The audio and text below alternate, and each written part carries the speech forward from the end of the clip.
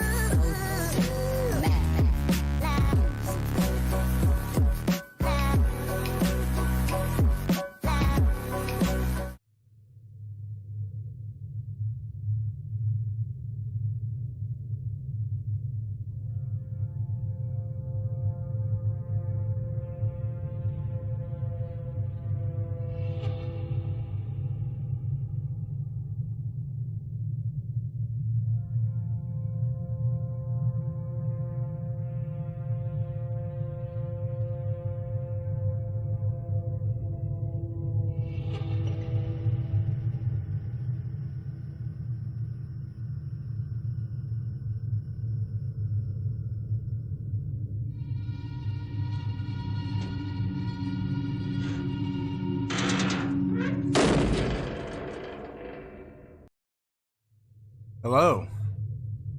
Welcome, everybody. Welcome to another episode of the Othersyde podcast, where we take a look into all things paranormal, myths, legends, and much, much more beyond. Welcome to the Othersyde, guys. If you guys have yet to do so, depending on what platform you are watching us on, whether it be our YouTube channel, Arrow Entertainment, our Twitch channel, twitch.tv/Arrow with a name, or our Kick channel, kick.com/Arrow Entertainment. Be sure to hit the follow or subscribe buttons down below, as well as like it on our YouTube channel. If you guys are on X, I am starting to get used to saying X because it is no longer Twitter, it is X. If you guys are on X, link for that is down below as well. You can follow that. And if you want to join us on Discord, if you want to be on future episodes of any of our podcasts, The Othersyde, Tune In Live, and Other Random Crap, link for our Discord server is down below. So make sure you got Discord downloaded on your PC or mobile device. Click the link, join in, and let us know on the next time we go live that you want to be a guest. First and foremost, I want to say to our co-host, brother, Reverend Tom Cypher, he's having surgery done today. Nothing major. He's explained this on his URC podcast with me last couple times. So he is having a surgical procedure done today. Hopefully he will be good after it. He says he will be live tomorrow with Other Random Crap. If you guys want to join in on that podcast, as I stated on X, make sure you follow us on Discord. Follow us on Discord. Hit him up, Cypher Xavier. Let him know, and he will give you the details. He will show you how to get to his server, how to set everything up, and you'll be good to go. And with that being said, guys, it's the final Thursday. It's the final Thursday of October. Hope you guys got your month in of watching horror movies and handing out, participating in trunk or treat events, at schools, churches, whatever, all that good stuff. I had mine last weekend. My fiance, her family's church up the road from us, we had a trunk or treat event. It was a lot of fun. It really was. What made this one a little bit different this year is her sister paid out to have the Baltimore Ravens marching band, the actual marching band, play there for a couple hours. And we even had the actual mascots, the actual people who do the mascots. Poe the bird, the Raven bird, and the Baltimore Oriole bird. So they were there making a grand appearance, putting on a good show for kids and families and such. It was a extravagant event. And then this coming weekend, if you guys are following us right now, I'm going to Gettysburg. Going to be doing some ghost hunting, going to be some filming going on, and I'm going to be joining a buddy of mine over on the Jeff Hagee Show on twitch.tv/Jeff Hagee Show, my boy Jeff Hagee. We're going to be up in Gettysburg for a couple days this weekend. We're going to be doing some filming, ghost hunting, checking out all kind of different sites up there. You guys are going to love it. Got content. We're going to put the content together for you guys in time for Halloween. So be prepared for all that. So, getting those announcements out of the way with, guys, let's take a look at the history of Halloween. When you hear Halloween, what do you hear about? What comes to mind when you hear about the season, Halloween, And of course, most people are going to probably be like, oh, how about the movie Halloween? Yeah, the movie Halloween has a significance in history right now. Cinema history with Halloween. It does. It's a 1978 classic from John Carpenter. But also takes place around Halloween night. And of course, the brilliance of the directors, the producers, the writers say, hey, let's put it on Halloween night, especially John Carpenter himself. But we're not here to talk about the movie. The movie's got a history itself. Oh, yes, it does. Actually, the movie's been out for 45 years. Can you believe that? Can you guys believe that Halloween, the movie Halloween, has been out for 45 years? That's amazing, ain't it? 45 years of Halloween 1978. I'm only 37. I'll be 38 soon. Wow. It's funny how we've come so far with that movie. It's funny how we come so far with the movie Halloween. But the season Halloween has its even deeper roots. Let's get into the brief history of Halloween. Going off of this article here, and I'm trying not to do any kind of Wikipedia articles or anything, because sometimes Wikipedia, they don't know fact from fiction at times, which is sad.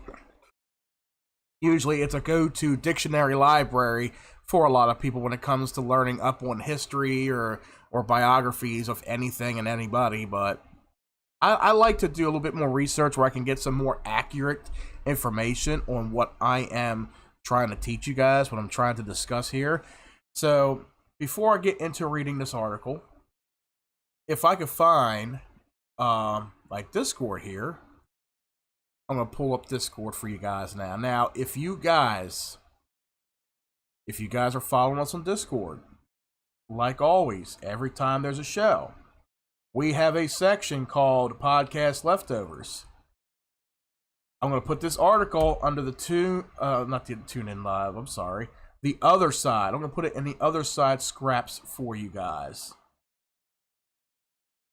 So if you guys want to follow along with the article, you want to follow along with us as we're talking about this, it's over in the Discord under the Othersyde scraps. So here we go. History of Halloween from worldhistory.org.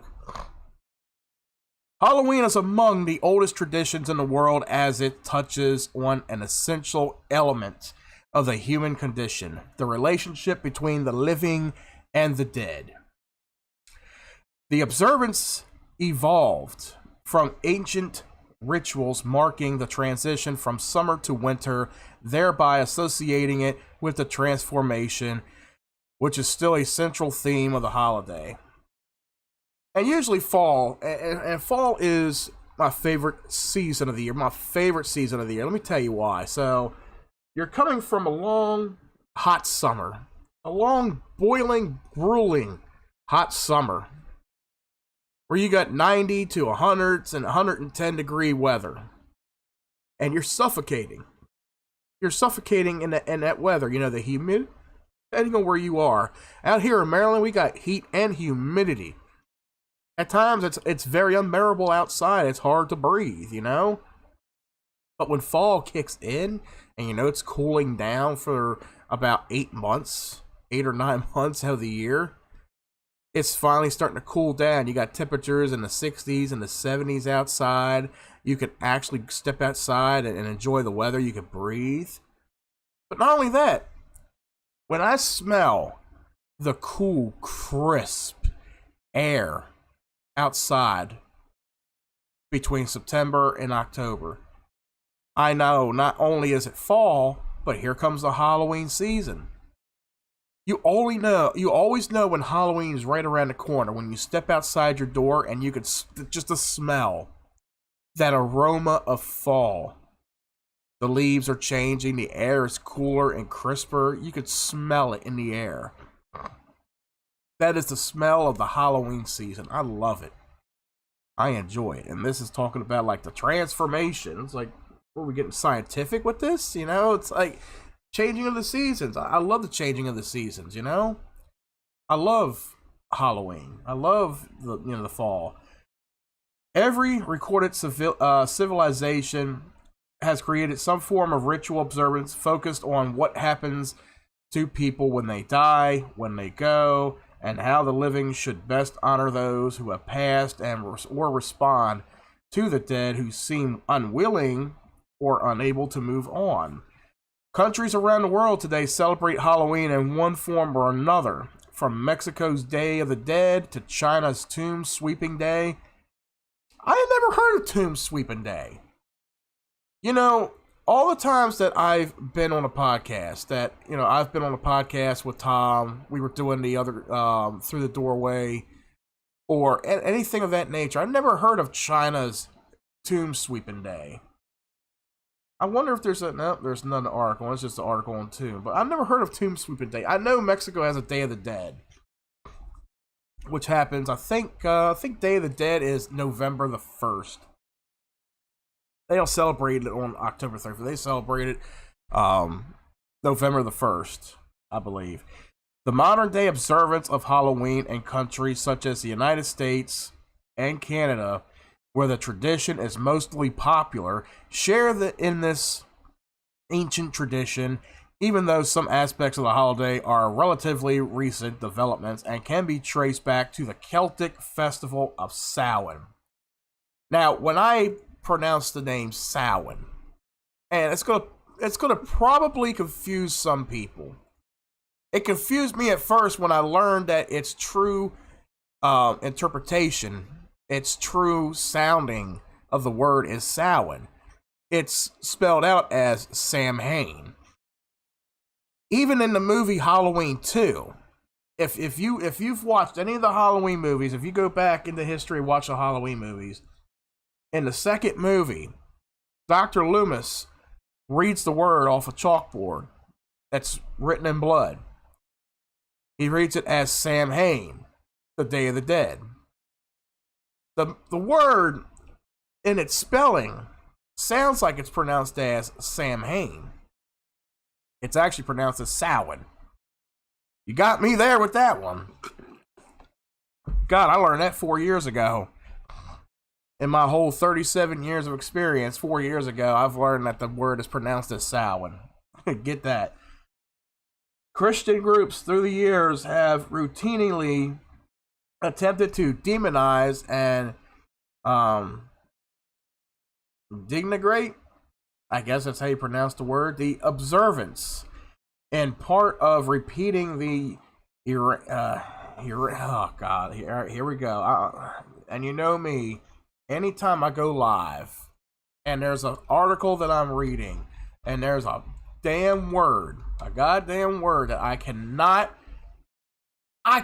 pronounce for the fucking life of me. So let me try and... Erroneous. Okay. The word is erroneous. I got a whole bunch of shit going on here.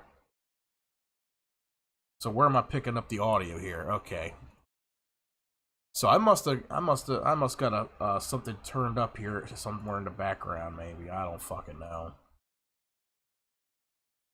So maybe for the first part of the goddamn stream, everything was echoing like a motherfucker. I'm gonna have to go back and re-listen to it. So anyway, in part by repeating the Iranians claim that Samhain was a Celtic god of the dead and Halloween his feast. This error came from the 18th century British engineer Charles Vallancey, who wrote on the Samhain festival with a poor understanding of the culture and language, and has been repeated uncritically since. It was actually the church itself, however, which preserved the Samhain tradition in the West by Christianizing it in the 9th century, setting the course for a pagan Northern European religion tradition's transformation into the worldwide secular? I guess that's how it's pronounced, secular? Let me see. Here we go again. I can't read for today, and I cannot pronounce words for today. Secular. There we go. It is secular. I'm still getting a fucking ambient reading here somewhere. Okay, I think I know where it's at. There we go. Hopefully you guys are not able to hear any of what's going on my end. Jesus. Today is not the day. Secular holiday, which has become the most popular and commercially lucrative of the year, second only to Christmas.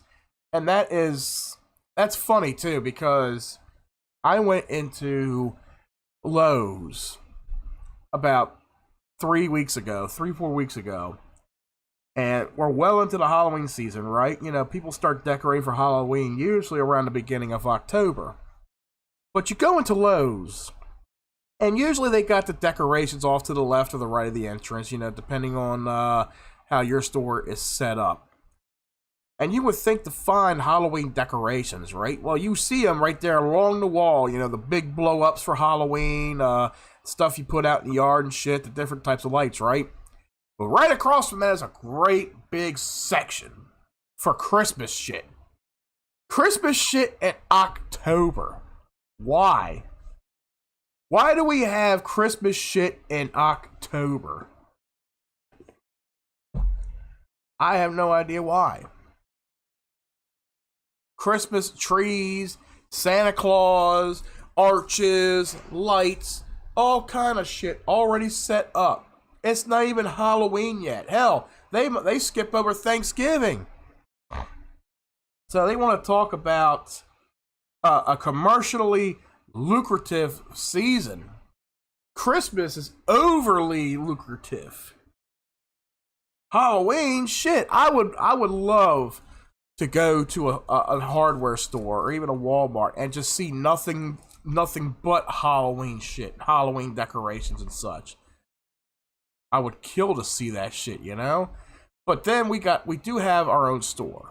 We do got a store for the Halloween season, and it usually pops up about the end of September, early October. You guys know what I'm talking about. It's the store called Spirit Halloween.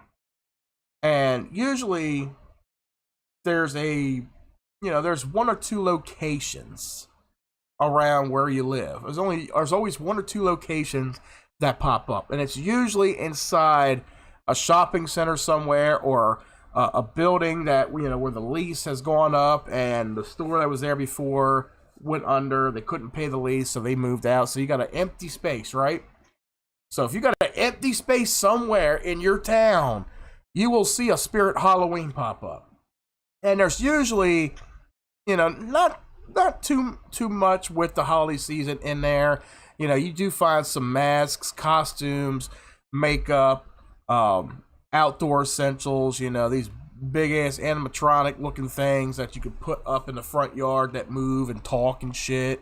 You know, it's the store of the season. There's always one particular store out there for the holiday season. Whereas when it comes to like Christmas, every store, every goddamn where, there's something for Christmas, you know? But at least Halloween does get some love, you know, when it comes to the season. You know, when it comes to you going out and purchasing items for your front yard, your indoors, whether you're going to a Halloween party, anything of that nature, there's always something that pops up. Let's get into Samhain. Here we go. Halloween traditions on the West, or in the West, date back thousands of years to the festival of Samhain, pronounced as Samhain, or Samhain, the Celtic New Year's festival. The name meaning the summer's end, and the festival marked the close of the harvest season and the coming of winter. The Celts believed that the veil between the worlds of the living and the dead was thinnest at this time, and so the dead could return and walk where they had once before. Further, those who died in the past year, and who, for one reason or another, had not moved on yet, could do so at this time and might interact with the living in saying goodbye. Very little is known of the rituals of ancient Samhain because the church Christianized it, as with many pagan festivals, and what information is available comes from Irish monks who recorded the pre-Christian history of their people, as well as other Christian scribes. Here's another word I gotta fucking... I swear, it's like I can't read articles properly without having to translate a certain word that I need to pronounce. Denigrating. Denigrating. Okay, it's denigrating. Okay, people as well as other Christian scribes denigrating pagan pagan rites. It seems, however, that the observance included stocking up on supplies for the winter, slaughtering cattle, and disposing of the bones in it calls it bonfires. I imagine they were trying to pronounce or write bonfires, but it's maybe it is a ritual, bonfires. I don't think I've ever heard of a bonfire. I heard of bonfires, but yeah, it's called bonfires. Okay, which in time came to be known as bonfires. Okay, so it used to be called bonfires because of the ritual. They were disposing bones into a fire. They called it a bonfire. But nowadays we call it bonfires because we're tossing all kind of things in there. You know, wood, garbage, all kind of shit. You know, that's why they call them bonfires now. Especially during this season when it starts getting cold out. And people will take like a big oil drum or something, or a metal trash can and start a fire in it to keep warm, that kind of thing. There were gatherings of communities for feasting and drinking while this was going on, but there was also the awareness of the thin time of the year and the possibility of otherworldly visitors showing up at the party. Departed loved ones were expected and welcomed at the practice of setting out favorite foods for the dead. May have originated as early as 2,000 years ago, though this is unclear. But many other kinds of spirits, some which never had human form, could also appear. Elvis, fairies, the wee folk, sprites, and dark energies were just as likely to pay a visit as those one longed to see again one last time. Did I say Elvis? Oh my god. Now you know I can't fucking read for the life of me today. I'm rereading that sentence. It's not Elvis, it's elves. Elves and fairies. Oh my god. So, yep. This show's over. Goodbye, y'all. Nah, I'm just kidding. God, I woke up like 3 hours ago and I'm still tired. So it's elves, fairy, the wee folk, etc. It's not Elvis. Elvis among the fairies. Oh my god.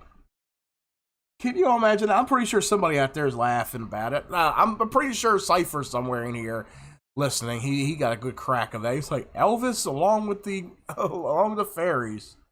Yeah, he was one of the long to be seen again one last time. What's going on here?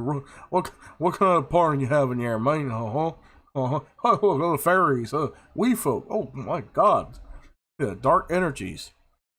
I never passed on to heaven. They stopped me at the gate. I did one pelvic check, and they said, "Nope, go back."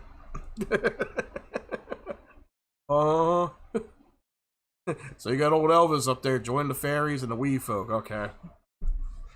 There, I recovered myself from that. Let's move on. Further, there was a very good chance that the spirit of the person one may have wronged would make an appearance. Oh, so let's say you pissed somebody off and they died suddenly. You're like, see you in hell, motherfucker. Yeah, he'll see you all right the night of Halloween. In order to deceive the spirits, people darken their faces with ash from the bonfires, a practice later known as guising, and this developed into wearing masks. A living person would recognize the spirit of a loved one and could then reveal themselves, but otherwise remain safe from the unwanted attention of dark forces. And this is where the whole thing of wearing costumes comes into play right there. So people have been wearing costumes for so many years, you know, whether it's a costume of a classic horror icon, you know, movie monster, you know, Frankenstein, the witch, whatever, you know, Wolfman. But people have been dressing up as so many weird things nowadays, you know. People will dress up as their best friends if they wanted to, you know. If their best friend was a transgender gay fanite somewhere, you know, they'd be dressing up as them. Now, for All Hallows Eve.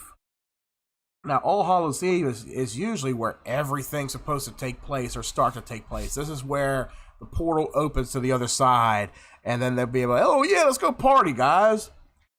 How long ago these rituals were included in the observance of Samhain is unknown, but some form of them were probably in place by the time Christianity came to Ireland in the 5th century. The Hill of... what the fuck is that word? Oh, crap. Give me 1 second, guys. The Hill of something. What the fuck is this? The Hill of...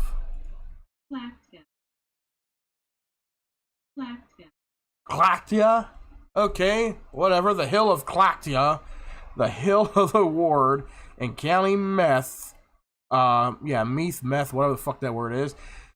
Was the site of the bonfire lighted on or around the 31st of October, signaling the beginning of Samhain festivities, when it was answered by the much more prominent fire from the... here's another one. I'm going to probably look into this also. This looks like another article that it goes into here. God, I'm a fucking way of words tonight, am I? Neolithic. Neolithic, okay. The prominent fire from the Neolithic site of the Hill of Terror across from it. Let me look at this. Neolithic. The Neolithic period. There's too much to read there, so if you guys want to read up on that. Let's see. Where is Discord? Discord. Okay, this will be under the Othersyde scraps there. You can read about the Neolithic period. This is over in Ireland, I believe. Yeah. So if you guys want to read up on the Neolithic period, side of the Hill of Terror, it's right there. Archaeologists from University College Dublin have dated excavated earthworks to 200 CE. But note, these are only the latest developments at a site first for ceremonial fires over 2,000 years ago. The hill is named for the druidess Clactia. I remembered that. Daughter of the powerful druid Mug Ruith, who traveled the world learning this craft. She was raped by the 3 sons of Simon Magus, infamous for his confrontation with St. Peter in the biblical book of Acts 8:9-24, and gave birth to triplets. Gave birth to triplets on the hill that bears her name before dying there. This inclusion of a biblical villain, In her story, obviously, places the legend of the Christian era and aligns Takga, Laktia, whatever the fuck his name is, with St. Peter, and so far as they share common adversary, scholars believe that the Taklia story, like so many Celtic legends, were Christianized after the coming of St. Patrick to Ireland, and her rape by the sons of Simon Magnus was added to the pre-existing account. Jesus Christ, that whole fucking paragraph is full of tongue twisters and all kind of shit. Oh my god. But if you guys are lost with what I am reading, it is on the article. I got the article in our Discord, under the Othersyde scraps. So this is part of the article I'm reading about All Hallows Eve, the history of All Hallows Eve. And there's a lot of shit dating way, way back with the Druids and in Ireland and the Celts and this and that. There's so much more here to talk about when it comes to Pope Boniface and the Pantheon of Rome and Pope Gregory. I'm not going to read into all that, guys. I know this is talking about the history of it, but oh my god. And then it goes into talk about other influences on development with a lot of different names. I'm not even going to pronounce those. I'm not going to spell check those. There's too many of them, but they were all involved in Samhain. So, reading up on the article, everything dates back with the Celts. Everything goes back to Ireland. Everything does start in Ireland. Well, wherever you look at it. So there's a lot of history behind that, and that's pretty much where Halloween and All Hallows Eve and Samhain pretty much originate. Is in Ireland, from the Irish, from the Celts and such. So there was a lot that was going on, rape, murder, and Christianized, demonizing this and that, But then it comes over to North America, and this is in the 1700s. Spooky fart noises. Oh, if I can only pull that up right about now. I don't even have my headset on. I thought you were having surgery this morning, man, unless you're sitting there with the phone and all, but, yeah, I did give us the prayers for you this morning, because I know you were having your surgery this week, your procedure done. So coming to North America with Halloween and all this, the Samhain and all, when the British came to North America, they brought these traditions with them. The Puritans of New England, who refused to observe any holidays which might be associated with pagan beliefs, including Christmas and Easter, kept the observance of Guy Fawkes Day on November 5th as a reminder of their supposed moral superiority to Catholics. If you guys, let's see, they canceled it at the last second. Oh, that fucking sucks. Damn, and I know you were looking forward to that too, man. I'm sorry to hear that. Oh, man. But yeah, it's good to see you here, though, man. If you guys are not familiar with Guy Fawkes, and we have talked about this, like I said, we've had an episode of Through the Doorway about 3-4 years ago. We were talking about this. Guy Fawkes. If you guys ever seen the movie V for Vendetta, the guy, the vigilante that wears the mask, that's the mask that he wears. That's his face. So November 5th is the day. It's an observance of Guy Fawkes. Right there. But yeah, pagan beliefs, pagan holidays, which are Christmas and Easter and Halloween. Though a lot of people may look at pagan and see something like, does that have to do with witchcraft and all that shit? No, not really. And we'll do an episode on that sometime in the future, when it comes to pagans and pagan beliefs. But yeah, Christmas and Easter is one of them. Surprisingly, I'm surprised, when it comes to Catholics or Christians, they look at it as a pagan holiday, even though like Christmas is the day, of the birth of Christ, and Easter is the death of Christ, the celebration of the death of Christ and his rebirth, of course. Guy Fawkes continued to be celebrated up until the American Revolution of 1775 through 1783. That's why nowadays when you see Guy Fawkes masks and you see the movie V for Vendetta and all, it's always it's always somebody who's against the tyranny of the government. That's pretty much what it is. You know, you're fighting against the tyranny. You're fighting against the government. That's usually what it is when it comes to, you know, Guy Fawkes. You know, he's like, down with government, that kind of thing. The rituals of Samhain arrived in the United States less than a century later with the displacement of the Irish in 1845 to 1849 during the potato famine. The potato famine. All right, I know we're talking about the history of Halloween and Samhain and all. I want to look this up. I'm just curious. Potato famine. I have to look this up. Potato famine. Okay. During 1845 and 52, Ireland suffered a period of starvation, disease, and emigration that became known as the Great Famine.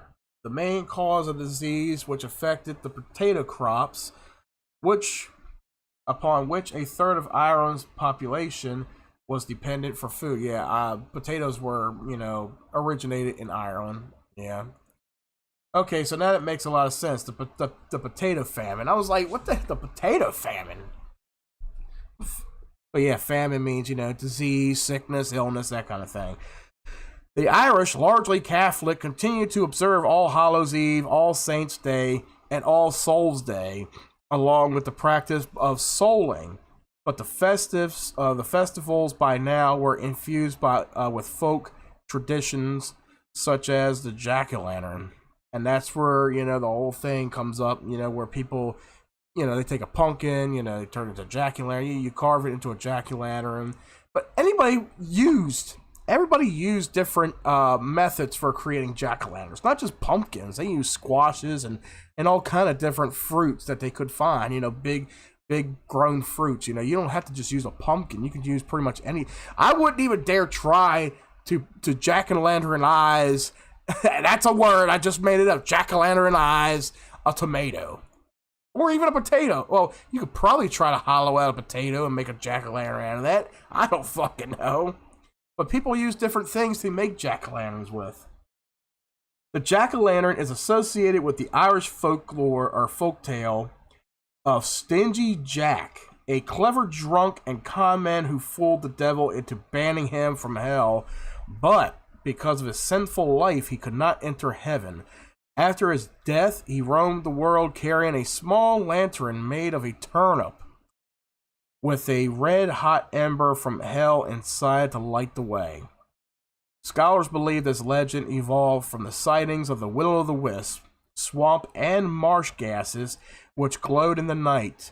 On All Hallows Eve, the Irish hollowed out turnips and carved them with faces, placing the candle inside so that as they went along or about souling on the night when the veil between life and death was thinnest, they would be protected from the spirits of Stingy Jack. And that's the story of the pumpkin, kiddies. See you next week. Well, technically Halloween is next week. Jesus. The basics of Halloween were now in place, with people going from house to house asking for sweet treats in the form of the soul cakes and carrying jack-o'-lanterns. I can't imagine today carrying a pumpkin in a fucking pail or a bag. That's the souls of something leaving my nose. I'm sorry, I'm getting sick again. I haven't already been sick this month. I just can't imagine walking house to house, carrying a fucking pumpkin in hand. You know how heavy those goddamn... And I know it doesn't even have to be a pumpkin. But imagine taking a pumpkin with you. A pumpkin weighs about 10 pounds. Can you imagine carrying a fucking 10-pound pumpkin under one arm and then carrying a pail on the other and going up knocking on the door, trick or treat? Jesus.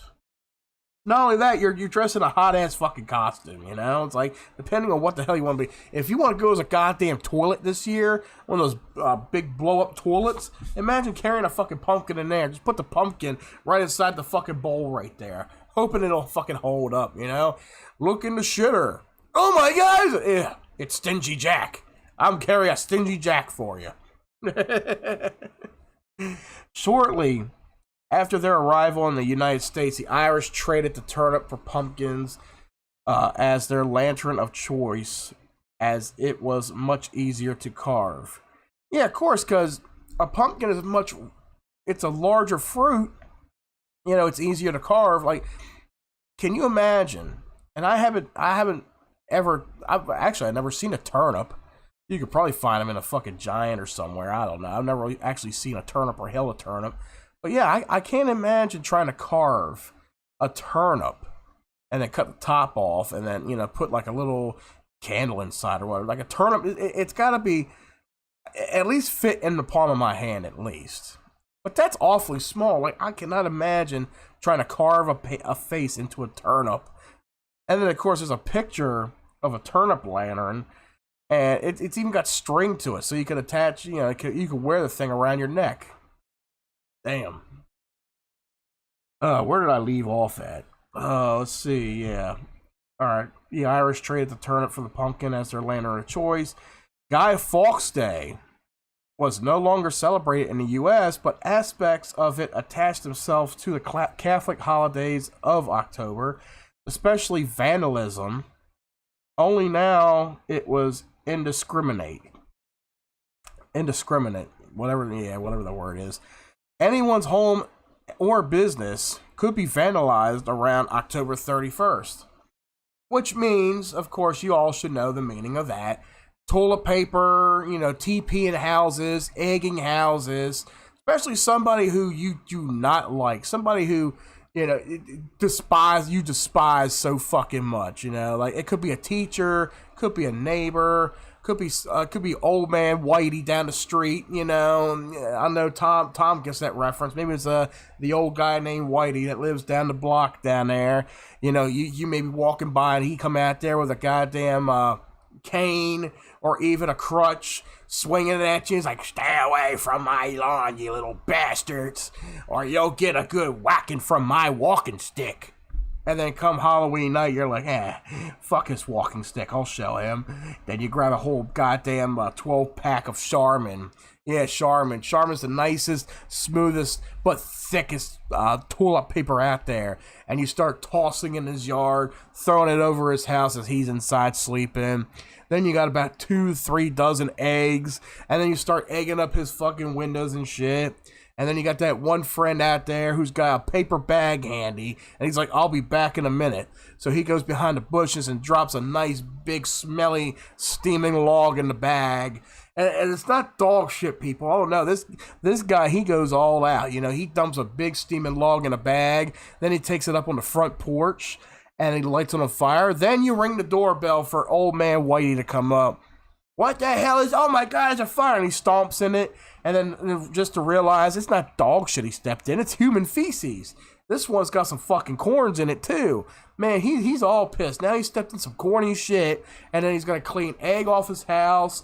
But hey, at least you got the material to clean your house with. You got plenty of toilet paper. Just tear some down. It's nice and thick and smooth. I'm pretty sure it can wipe that gunk from your windows. But going back to it, it's like that's where it comes into play. You know, where it's, you know, they're talking about, you know they did away with Guy Fawkes Day, but hey, you know, vandalism became a thing on October 31st. So when you got crazy kids and teenagers going around DP in your houses and shit, and throwing eggs and all that, that's where that whole tradition comes from right there. So people have been doing it for, God, a couple hundred years, almost, you know, about 200-300 years. Damn, people have been doing that for so long. There's even been traditions where people would take pumpkins and they would throw them at houses. You know, they would throw them at houses, they would stomp on them and shit, that kind of thing. Yeah. Kids were bastards back in the day, weren't they? Jesus, they were little fucking bastards back then. In the village of, oh my God, this is a village in Kansas at the time. Where's my translator? Oh God, do I even want to attempt to, and not just say, okay, in this town here of Kansas, Hiawatha, never heard of it. Okay. In the village of Hiawatha, Kansas, the morning after Halloween in 1912, a woman named Elizabeth Krebs grew tired of having her guarded, an entire town vandalized once a year by marauding children wearing masks, and initially, using her own resources, organized a party in 1913 for the young people where she hoped she would tire them out enough that they would have no energy for destruction. Oh, this is getting interesting. She underestimated their determination, however, and the community was vandalized as usual. In 1914, she involved the entire town, brought in a band, held a costume contest, put on a parade, and her plan worked. People of all ages enjoyed the festive, rather than disruptive, Halloween. News of her success traveled outside Kansas to other towns and cities which adopted the same course and established Halloween parties, which included costume contests, parades, music, food, dancing, and sweet treats, accompanied by frightening decorations of ghosts and goblins. So that's where the whole thing of having a Halloween party originated. That's why people celebrate Halloween with parties today. All because of a Karen. All because of a Karen. Oh my God. Can you imagine? I'm not trying to joke about it too, but can you imagine? 1912. The year of the fucking Titanic. You have a Karen who's had enough in a small village in Kansas. She's had enough of her town and her house being, vandalized, pumpkins and whatever else they were using. She had enough of it. It took this Karen 2 years to get with her community, to plan parties and parades and shit, just so they would stop tearing up the goddamn town. And you know what? It fucking worked. So the next time, guys, if you're out there at a Halloween party and shit, and you're getting drunk and you're bobbing for apples, and your significant other's in the back, in the closet fucking somebody, and it's your best friend, just remember, some Karen, some wench named Elizabeth Krebs is to thank for it. She's to thank for all that. Although Mrs. Krebs is sometimes cited as the mother of modern Halloween, this is not entirely true, as she did not institute the practice of going door to door asking for treats. This tradition was a few centuries old by the time she put on her first event. Mrs. Krebs' original vision definitely did not impact people in America celebrate Halloween, or it didn't impact how they celebrate. I'm sorry. However, and the Halloween frolic of Hiawatha, Kansas continues to be observed annually along with the many similar festivals it inspired. The party, as a distraction from destruction, however, did not catch on nationwide, and by the 1920s, so-called Mischief Night had become a serious problem, not only in the United States, but also in Canada. How exactly the practice of destroying people's property on the night of 31st of October morphed into going door to door asking for candy in return for leaving a home in one piece is unclear. And it was already established in Canada by 1927 when a newspaper article from Blackie, Alberta, Canada featured a story about children going door to door in this way, and this is the first known appearance in print of the phrase trick or treat. I was actually getting ready to say something about that. The children were given a candy and the homeowner was left in peace. So thus come with the phrase trick or treat. Do we play a trick on you? Do we throw shit at your house? Do we break your windows? Do we come in, fuck your wife and shit on your dog and rape your sister and all this shit? Or do you give us one piece of candy? And don't give us one of those little biblical pamphlets either. Don't give us a biblical pamphlet or you'll get something much, much worse. Have you ever been trick-or-treating and you had that one house in your neighborhood? They don't give out candy. They give out church pamphlets. Anybody ever have that? I had that. I have that in my neighborhood. when I was trick-or-treating after I moved over this way, many, many years ago, even my kids, I take my kids trick-or-treating around here, they still get them. I mean, it's not a bad idea, you know, but it's like maybe just a little tiny piece of candy in a pamphlet if you want to spread the word, whatever, you know, that's your own thing. But that's all they did was a fucking pamphlet, a little tiny two-page pamphlet booklet that talks about God and the word and all that. And it's like you always got that one neighborhood that has that. Hell, about 3 years ago, we had a fucking neighbor behind us that gave my kids a goddamn big ass bag of popcorn and some potato chips and shit. He's like, "Yeah, I'm not gonna eat them. They just lay around." I was like, "Okay." Luckily, they were well within the expiration date. I was like, "Oh shit, you got a whole bag of white cheddar popcorn." Goddamn! Not only did you get candy, he gave you some fucking shit from his kitchen too. I can't believe that. Like, I'm standing there. He goes into his house. He's like, "Wait there a minute." I'm like, "Wait for what?" We were standing there for like 2 minutes, and he come out with a fucking big bag, a regular bag of fucking Utz white cheddar popcorn, you know? Gave it to my daughter. I was like, "Holy shit, you're getting candy and shit from his kitchen. Invite me in, motherfucker. I want to pick a goddamn treat." Maybe not from your goddamn kitchen. Maybe I want that fucking 80-inch TV up on your wall. Hey, give me a treat, or I'll give you a trick. Shit, if you're gonna fucking invite my kids in for fucking food from your kitchen, I want something, motherfucker. Shit, maybe you got a safe somewhere with about, I don't know, maybe about $1 million in that safe. Give me that. Give me a treat, or I'll give you a trick. Trick or treat, motherfucker. There we go. This tradition continued in North America throughout the 1930s.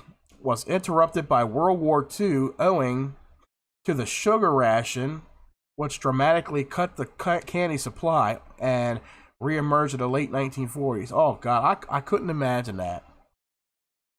For about 10, 15 years, no sugar because of a war. No sugar.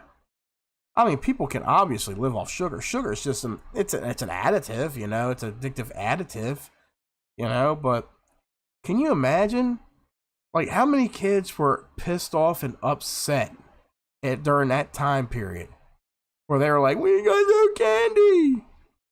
Yeah, well, be glad you're alive. Your uncles and your aunts and your grandpas and your dads and your brothers and they're all across the fucking seas fighting for you to stay alive, and all you care about is a goddamn Tootsie Roll? Fuck you, little bastard. The familiar tradition of the present day dates to the 1950s and has steadily become popular in other countries, following the same basic paradigm. I guess that's how you pronounce it, paradigm, I guess.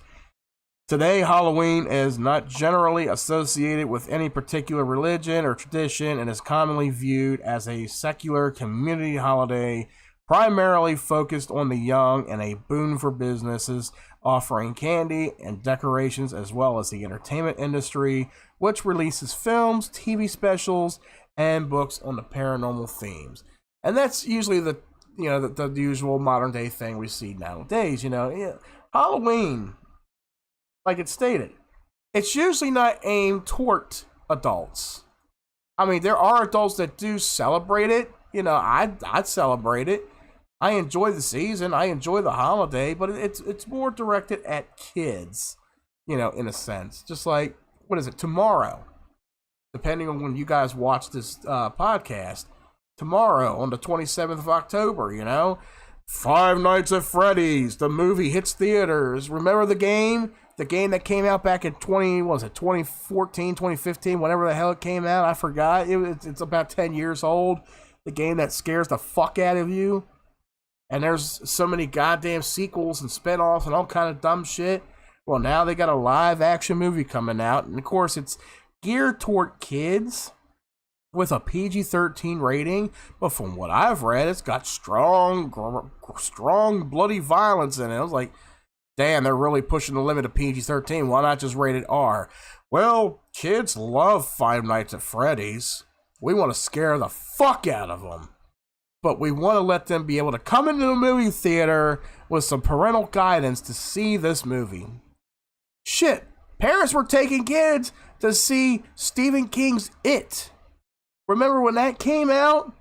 How fucking, oh my god, how fucking terrified kids must have been with that shit. I even jumped a couple times, in that movie. And this was the fucking remake of it.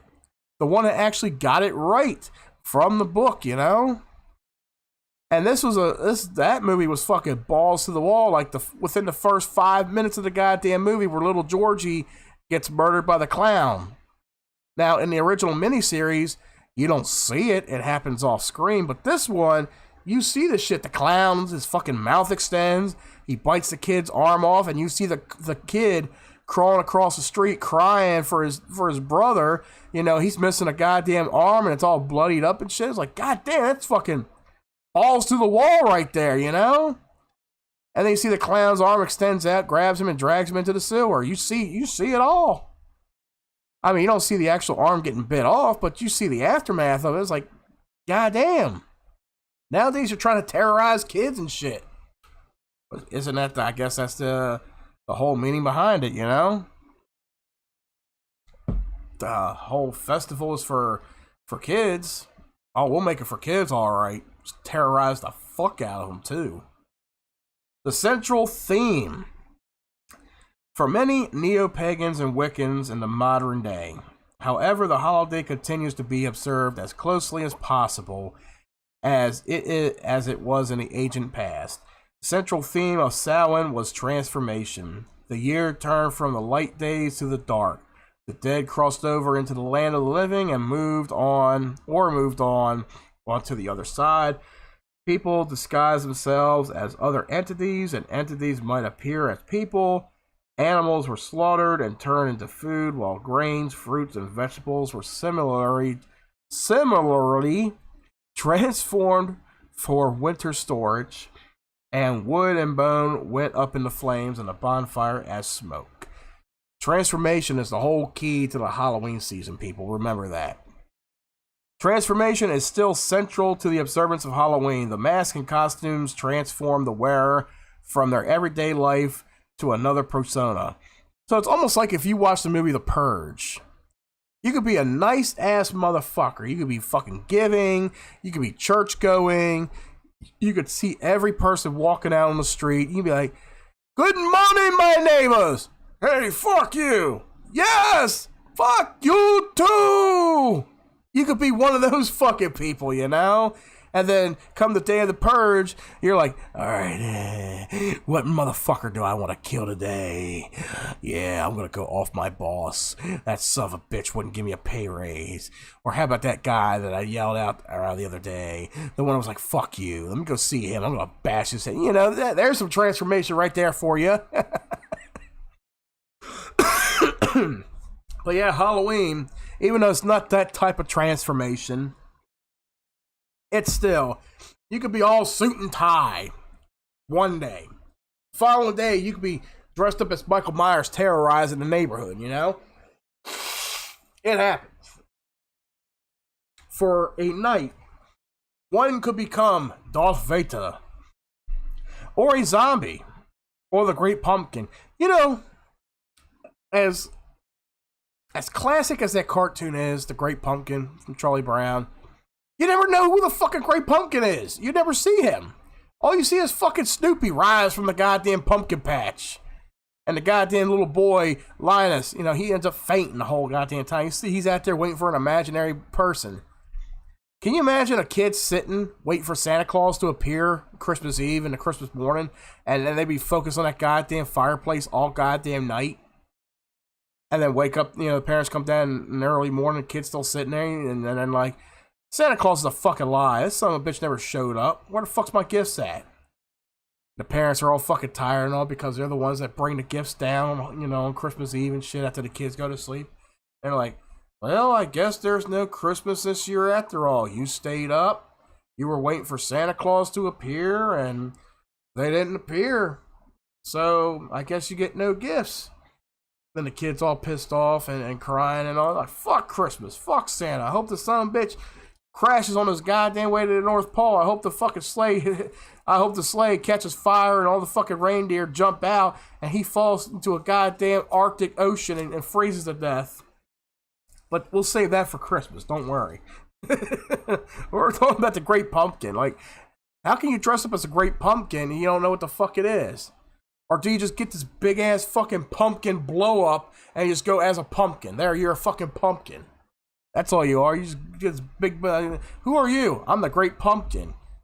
You are. Where's Charlie Brown? No, fuck Charlie Brown. This is the pumpkin. This is Great Pumpkin. I'm the Great Pumpkin, motherfucker. I'm a god. What are you going as? I'm going as a goddamn fruit. That's what I'm going as. The best known and most popular costumes also touch on transformation. The werewolf is a human who changes into an animal. The vampire can vanish into smoke or become a bat. Ghosts were once people. Those were usually the traditional costumes right there, right? You know, back in the 20s and all. You know, somebody was either a vampire, or the wolf man, or they're a spooky ghost. Don't go with that South Park episode. You know, the one where they're entering a costume contest and Cartman, you know, he's dressed up as Hitler, and then the fucking principal turns him into a goddamn Klan member, and he's like, "Oh, I'm a spooky ghost," and the chef comes by, and he's like, "Oh, hey, chef." Chef's looking at him, he's like, "Ah!" I gotta watch that. I have to watch that. I gotta watch that episode. That was a good episode too. In pre-Christian Ireland, the goddess most closely associated with Samhain was the Morrigan, the deity associated with war and fate who led her people. The what? Oh, God. Here comes another one.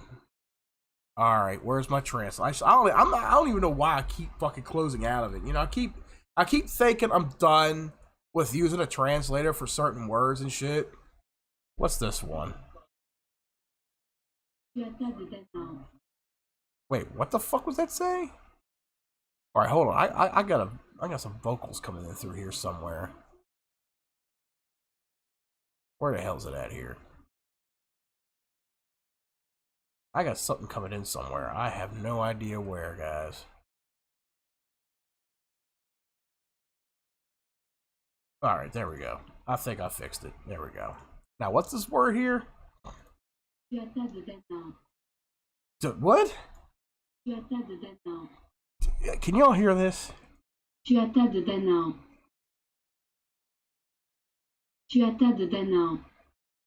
Okay, whatever. So, the Morrigan, the deity associated with war and fate who led the people, to freedom in a battle against the Fomorians. I'm not even pronouncing that goddamn word again. I'm not even gonna fucking pronounce that word. Fuck that. It sounds like they're saying, I have no idea. I'm sorry, I don't speak fucking Irish or whatever that fucking word is. Okay. Oh god, there's another one. There is a fucking another one coming up. I better get that one situated and set here. Okay. The Morrigan, in every one of her stories, is a transformative figure, and in the story, form the Irish epic. Oh my god, The fuck is that? oh my god, oh my god. Sound like she's saying "caught maggot turd." I don't know. It's a story, I guess.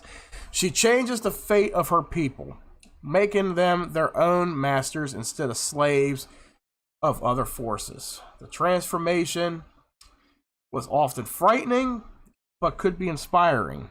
The werewolf figure developed in a response to fear of animal attacks, and the vampire, perhaps, as a response to the fear of the angry dead who return to torment the living. In these cases, however, and many others, it was within human power to kill the monster, and so the legends can empower people to recognize their own strengths in the face of perilous circumstances. The masks of Halloween and present-day traditions represent the same theme and touch on most basic aspects of the human condition and the ancient observance. The ancient observance of Samhain.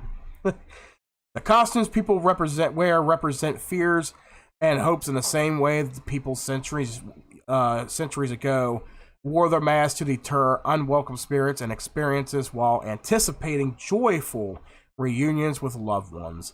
Many of the costumes represent the universal fear of death and the unknown, which for a night anyway is mastered as one becomes that which would normally be that which one would normally dread and transformed neutralizes that fear. Christ, I'm getting to the end of the article and I can't read this shit. At its most basic level, Halloween is or can be a triumph of hope over fear, which is most likely what is also meant to the ancient Celts at Samhain thousands of years ago. Thank God the end of that goddamn... and I should have been able to read that article with ease, though. But that is the whole... Well, not the entire whole history, I imagine. But that, I guess that's just a look into the history of Halloween, Samhain, All Hallows Eve. You know, but to touch up on it, you know, it started out as a Celtic holiday. It's a Celtic thing. So we're a little over an hour into it, guys. Let's take a quick commercial break. I'm going to get myself refreshed because I need to be able to read something else. And we'll be right back. Her wetsuit goes away. Cool. Ocean Friends Barbie and Keiko have new adventures every day. Ocean Friends Barbie doll and Keiko. With her magic wetsuit, she's ready for ocean adventure. It's the Pizza Head Show. Hey, everybody! When you buy Pizza Hut Kids Pack, you can get a Johnny Quest Pack. There's Johnny, Haji, Jesse, and Quest World Johnny. One each week. Look, Pizza Head, I already got mine. Hey, those aren't the real guys! Sure they are. Hey, put me down! And Haji Steve wants you to stop a comet from colliding with the Earth. Blast off! Pizza Head, the comet should be dead ahead. You did it! Congratulations, first pizza on the moon. Thanks! See you next time. The real Johnny Quest packs are at Pizza Hut. Make your move, hotshot. Extreme fun, extreme cool. Funny give ways to feel. Extreme rush, extreme moves. It's your philosophy. Swinging by a magic monsters, your entertainment team. Generation Boss Kids. Experience the extreme.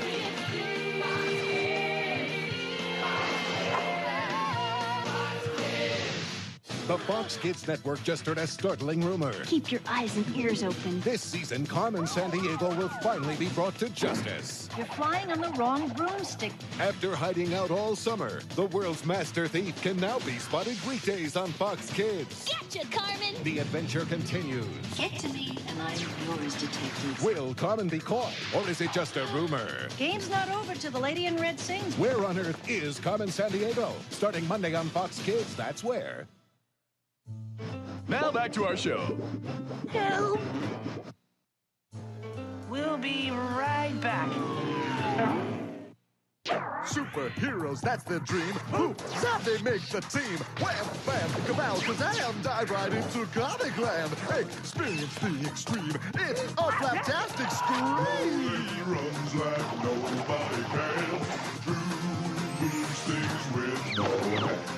Joe's stronger than a man. What a wild and crazy clan. Big Bad Beetleborgs. Don't miss an all-new Big Bad Beetleborgs weekdays and Saturday morning. Only on Fox Kids. A dream come true. That's me. To become a superhero. I'm in the comic book. Is it a dream? I don't think so. Or a nightmare? Experience the extremely scary. Watch as the one-hour season premiere of Goosebumps The Masked Mutant continues on... Welcome back, guys. We're within the second hour of the Othersyde podcast. If you guys are tuning in, depending on what platform you're watching us on, hit that like, subscribe button down below. Follow us if you haven't already followed us. We are live on kick.com/Arrow Entertainment, twitch.tv/Arrow with a name, and on our YouTube channel, Arrow Entertainment. You guys can follow us on social media on X. Link is down below. If you guys want to be on future episodes of any of the podcasts, click that Discord link down below as well. Join us on Discord, and we'll get you in there. Once again, tomorrow, my brother, Reverend Tom, is going to be holding the Other Random Crap podcast solo as I'm traveling out to Gettysburg. If anybody wants to be a co-host on the Other Random Crap podcast, join us in Discord. Let us know, and we will get you set up on Tom's end for that tomorrow. So, we just read about the brief history. I'm going to say it's brief because there's so much out there that talks about Halloween and the history behind Halloween. There's so much out there. Even under Britannica. Maybe I should have covered it under Britannica. I don't know. I think the last time we talked about it, you know what? Actually, I did talk about it under Britannica. So, let me give a good, brief description of it here.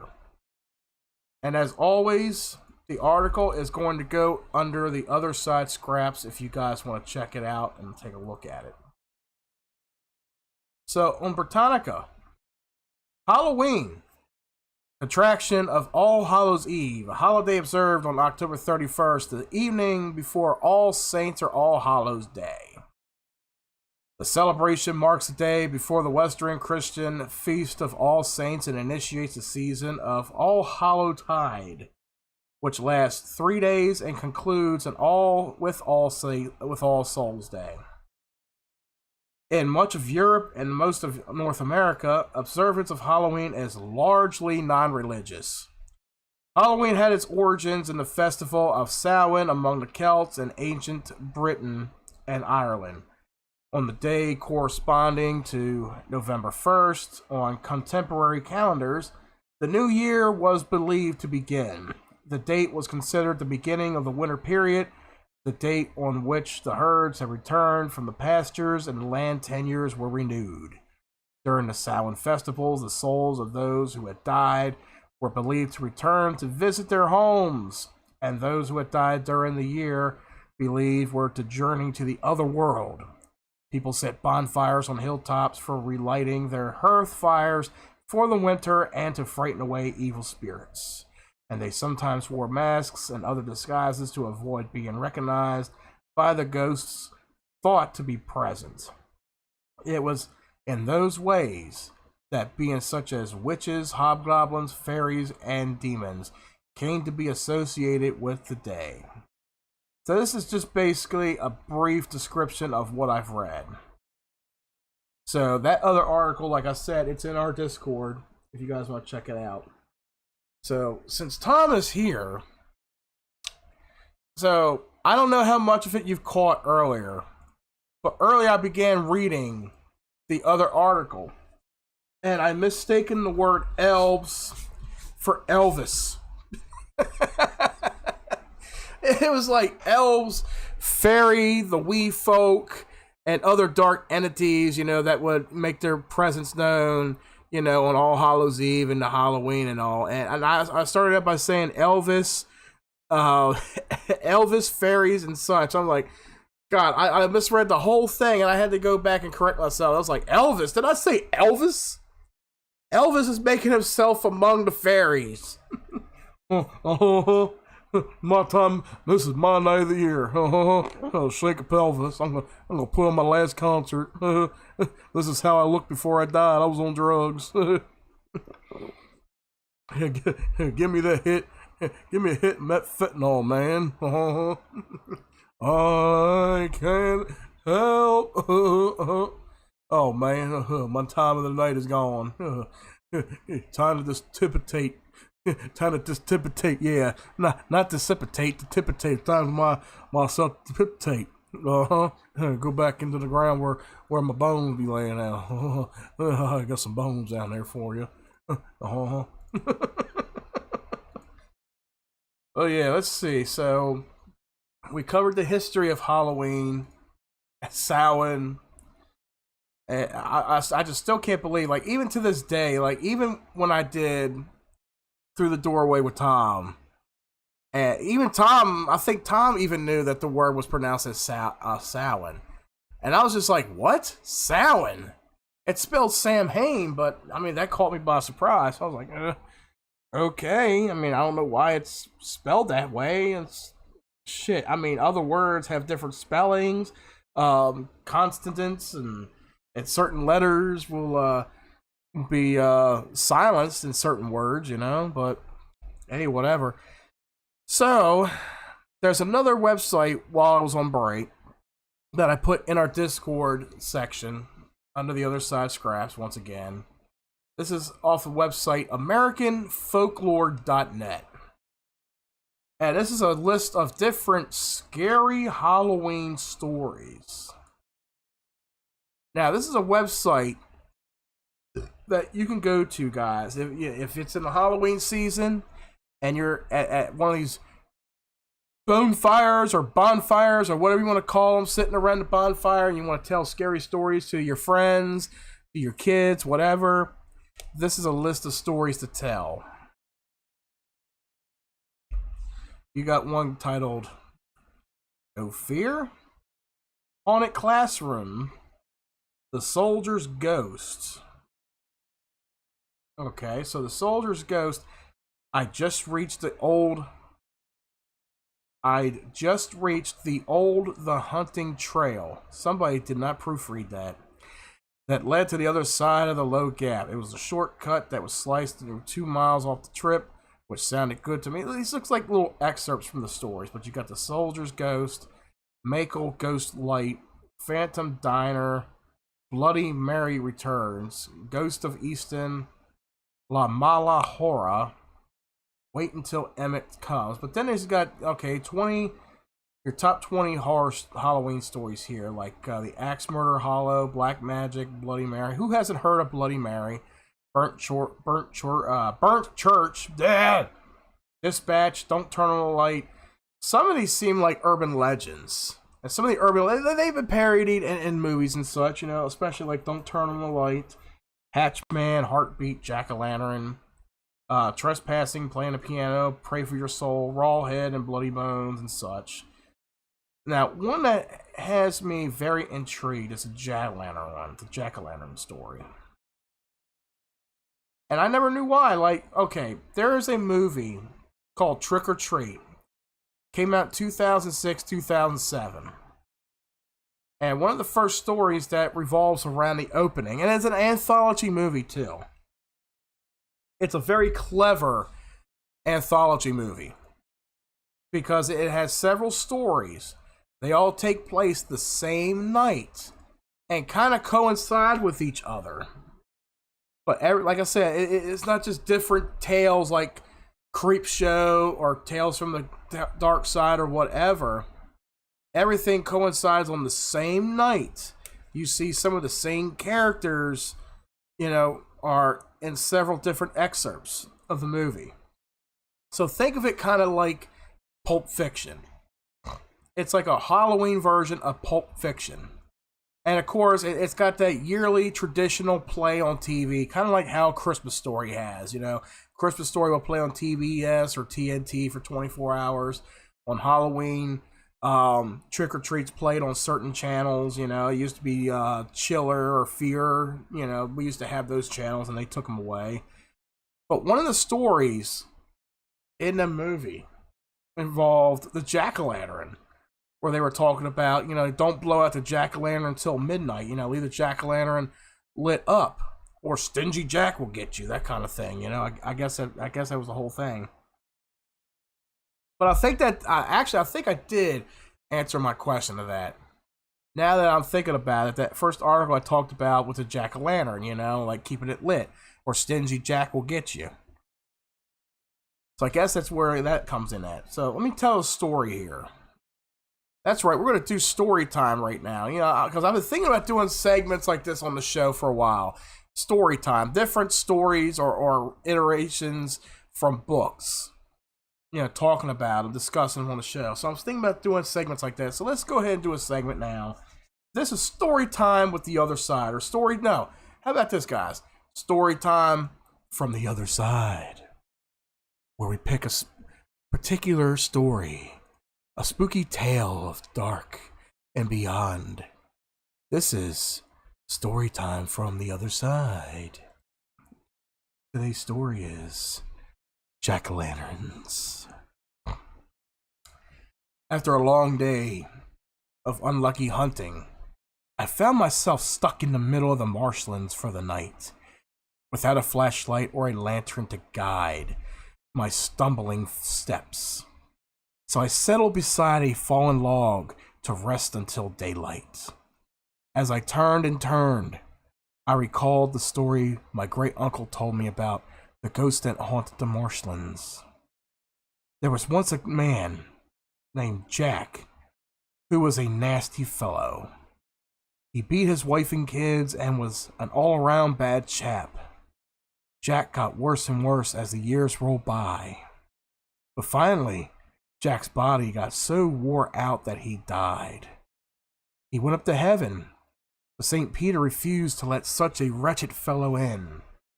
Then he went to hell, but the devil barred the door as soon as he saw Jack coming and wouldn't let him in. "Go away! Don't come back," the devil told Jack. "How am I supposed to get back to the dark?" Jack grumbled. "Give me a lantern." So the devil threw a chunk of molten fire out to Jack, who took it for his lantern and went back to Earth, where he wanders forever through the swamps and marshlands of the earth. A bitter spirit, whose only delight was in luring the unwary to their doom with his lamp. At this juncture, in the mussings, I happened to look over at the marshes and notice a blinking light in the fog. "Is that you, Jack-o'-lantern?" I called out jovially. "Jack! Jack! Jack!" a voice whispered back. I was seriously spooked. I clutched my gun to my chest, my hairs to my arms standing on end.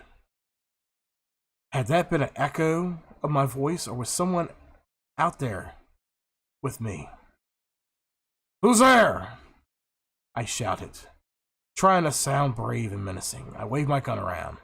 "Show yourself at once!" "Jack! Jack! Jack!" The voice hissed from a completely different section of the swamp. A light blinked on and then off. On and then off again. Shudders ran down my spine at the sound of the ghastly voice, coming from nowhere. I huddled up against the log, wanting something firm at my back. Suddenly, the story of the jack-o'-lantern didn't seem so funny. My heart was pounding so hard it made my chest hurt.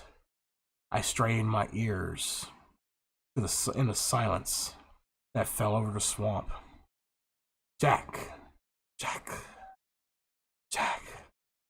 The voice hissed from somewhere to the left this time. The light blinked on and off. On. I counted 10 heartbeats this time before it went off. The voice sounded closer. I held very still, my instincts screaming at me to hold my breath and not move until the menace had passed. The voice came again, far off to the right. "Jack! Jack! Jack!" It hissed. The light came on and off. "It's moving away," I thought, relaxing just for a bit, feeling safer. There was a long, long silence. Nothing stirred. Not the wind in the grass, not the frogs or turtles in the water, not even the crickets or the night insects. Jack, Jack, Jack. The voice hissed softly, right into my ear, and I looked up into the glowing red eyes and twisted face of the jack-o'-lantern. I screamed and lashed out with my gun. I ran a few steps, tripped, and fell, knocking my head on a sharp stone. For a moment I saw stars, and I felt blood pouring from my scalp, but the jack-o'-lantern was right behind me.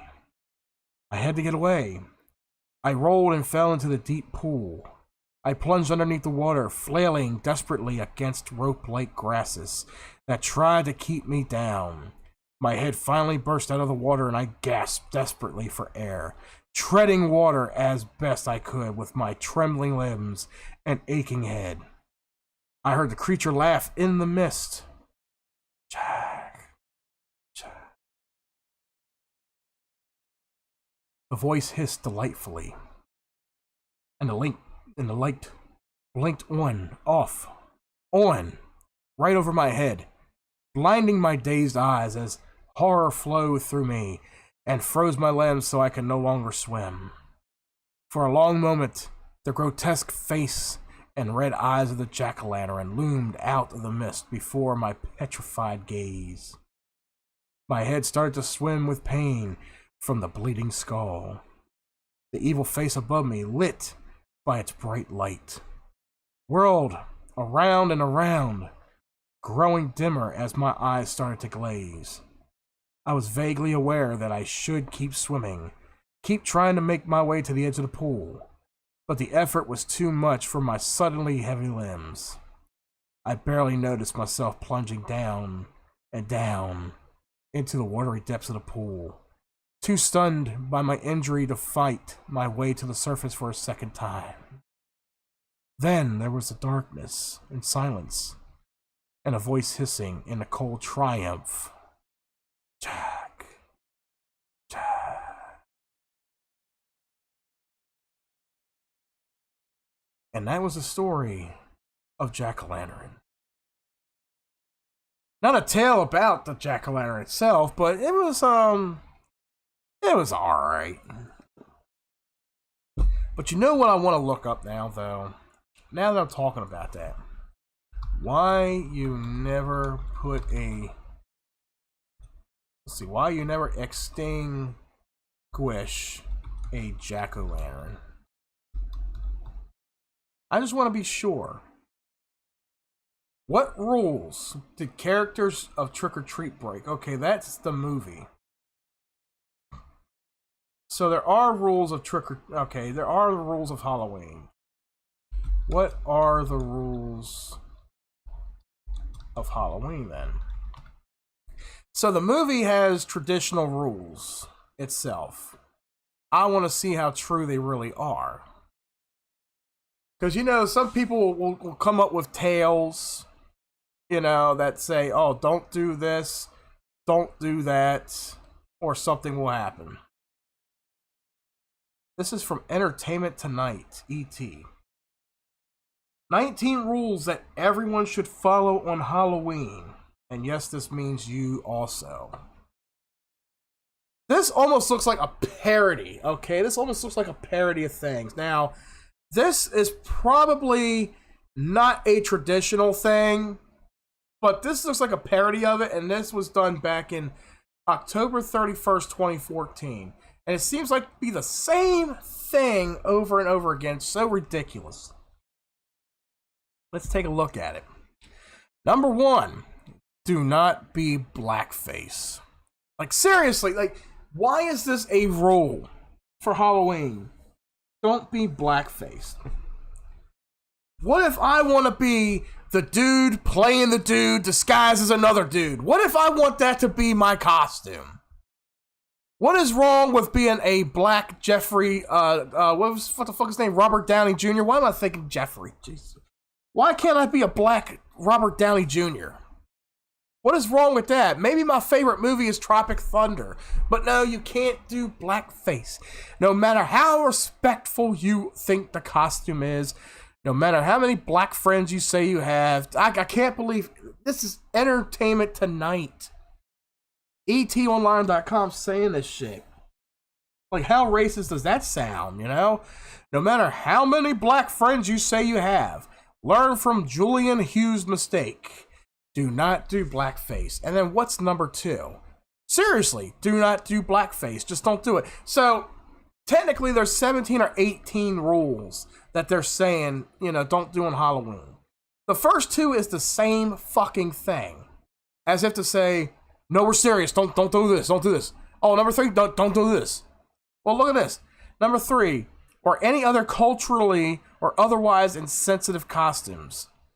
Don't be racist. Don't be misogynistic, whatever the fuck that word is. If you are actively trying to piss people off with your costume, you're actually just an asshole.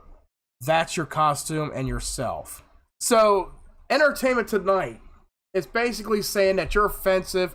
Don't go out there playing cowboys and Indians. Don't go out there playing Julio from the fucking market down the street. Don't go out there playing Old Man Whitey. Don't go playing your black neighbor who yells at your dog, tells your dog to shut up. Don't do any of that. What is number 4? Don't dress as anyone who was arrested this year. What? Don't dress up as anyone who was arrested this year, or someone who was killed, or involved in a form of tragedy within a 365... Alright, this article is fucking ridiculous alone. Why is this even an article? What is this? Only dress slutty if it's creative? What? So, these idiots... This has got to be a fucking woke liberal. Oh my god. Homemade costumes over store-bought costumes. Don't smash people's pumpkins. Don't be mad if someone TPs your home. If you're old enough to drive, you're too old to trick or treat. Don't steal the entire bowl of candy. Don't put out an entire bowl of candy. Do not accept yellow starburst from a friend. What? Alright, I'm already done with this fucking article. That's some fucking retarded shit. I swear to God. Woke ass article. That's what it is. That's a fucking woke ass article. It's from Entertainment Tonight. Fuck them assholes. That has nothing to do with what we're talking about here, guys. This is just them being a bunch of woke, liberal, racist idiots. That's all they are. Like the first three things in that article is don't be racist. Don't be racist. Don't be offensive. What the fuck you think Halloween is? The one fucking time of the year we can fucking dress up as somebody else. I mean, this is like it's geared toward people that are like dressed only up as Frankenstein, vampire, or the Wolfman. Don't dress up like somebody else. So let me get this straight. Donald Trump, he's in court this year. He wasn't incarcerated or anything, but he was charged on some bogus shit. Does that mean I can't dress up as Donald Trump? Or how about the great fucking spoof in the White House? And yes, he's a fucking spoof. The idiot Joe Biden. Does that mean I can't fucking dress up as him? How about that fucking announcer under the White House? You know, that black one. What the fuck her name is? I can't dress up as her? I can't go as a fucking retard? Jesus Christ. Okay. Does this have the traditions? Okay. I guess this is it. I'm not too sure. But this is just Halloween traditions. Okay. Alright, so this is 25 Halloween traditions. I'll put that in here. And the other side scraps. While I'm looking at that, I want to look. Okay, I do want to look at some actual rules. Rules of Halloween sign. Okay, so all of this, I think, is just from the movie Trick or Treat. That's what I'm thinking. I'm not even going to look at USA Today because they're fucking liberal within themselves. That's not even worth my goddamn time. So let's see. Is this one? Oh, that website. Oh, temporary unavailable. Nice. So let me look at this article here. Okay, this one I think talks about just being safe. Nope, never mind. I gotta log into USA Today. Nah, fuck that. Alright, let's do more. Okay. So here's some rules for Halloween. And it looks like it pretty much describes what I was just reading. It looks like a liberal, woke list of things to do. So, here's what Bing has to offer. Do spring for the good candy. Do leave your light off if you forgot to buy candy and you aren't home. Now, that's always been a thing. Because usually when you're at trick-or-treating and you see a light on or whatever, you would think somebody's home and they're giving candy out. That's usually a thing. You know, kids are like, oh, they're home, let's go. And you go up to the door and they're like, sorry, we ran out of candy. So you just wasted a kid's time. You know, poor kid, he's like, oh.